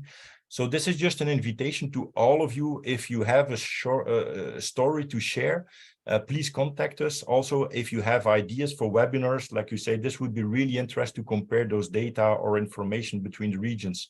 Also, please let us know. And then finally, I really want to thank all the speakers of today. I said so many times to keep in time that we are quite in advance of time. So I really appreciate this a lot. Also, I think I want to thank GLOSOLAN FAO for the support in all the organization. Of course, to you also, Jeroen, for sharing. I also want to thank all the reference labos within BESOLAN, and last but not least, also all the governmental departments for financial support. And in the end, I also want to thank all the listeners of today to participate in this webinar, and also feel free to disseminate the information, because most important for us is that we can share information within the regions, so that for all of us, it makes it worthwhile and better for the future. And with that, I really would like to close the meeting and hope to see you soon on our second webinar within the future. Thanks, Christophe. Bye, everybody. Have a nice evening. Bye. Nice evening to you too. Yeah. Goodbye. Bye. Bye.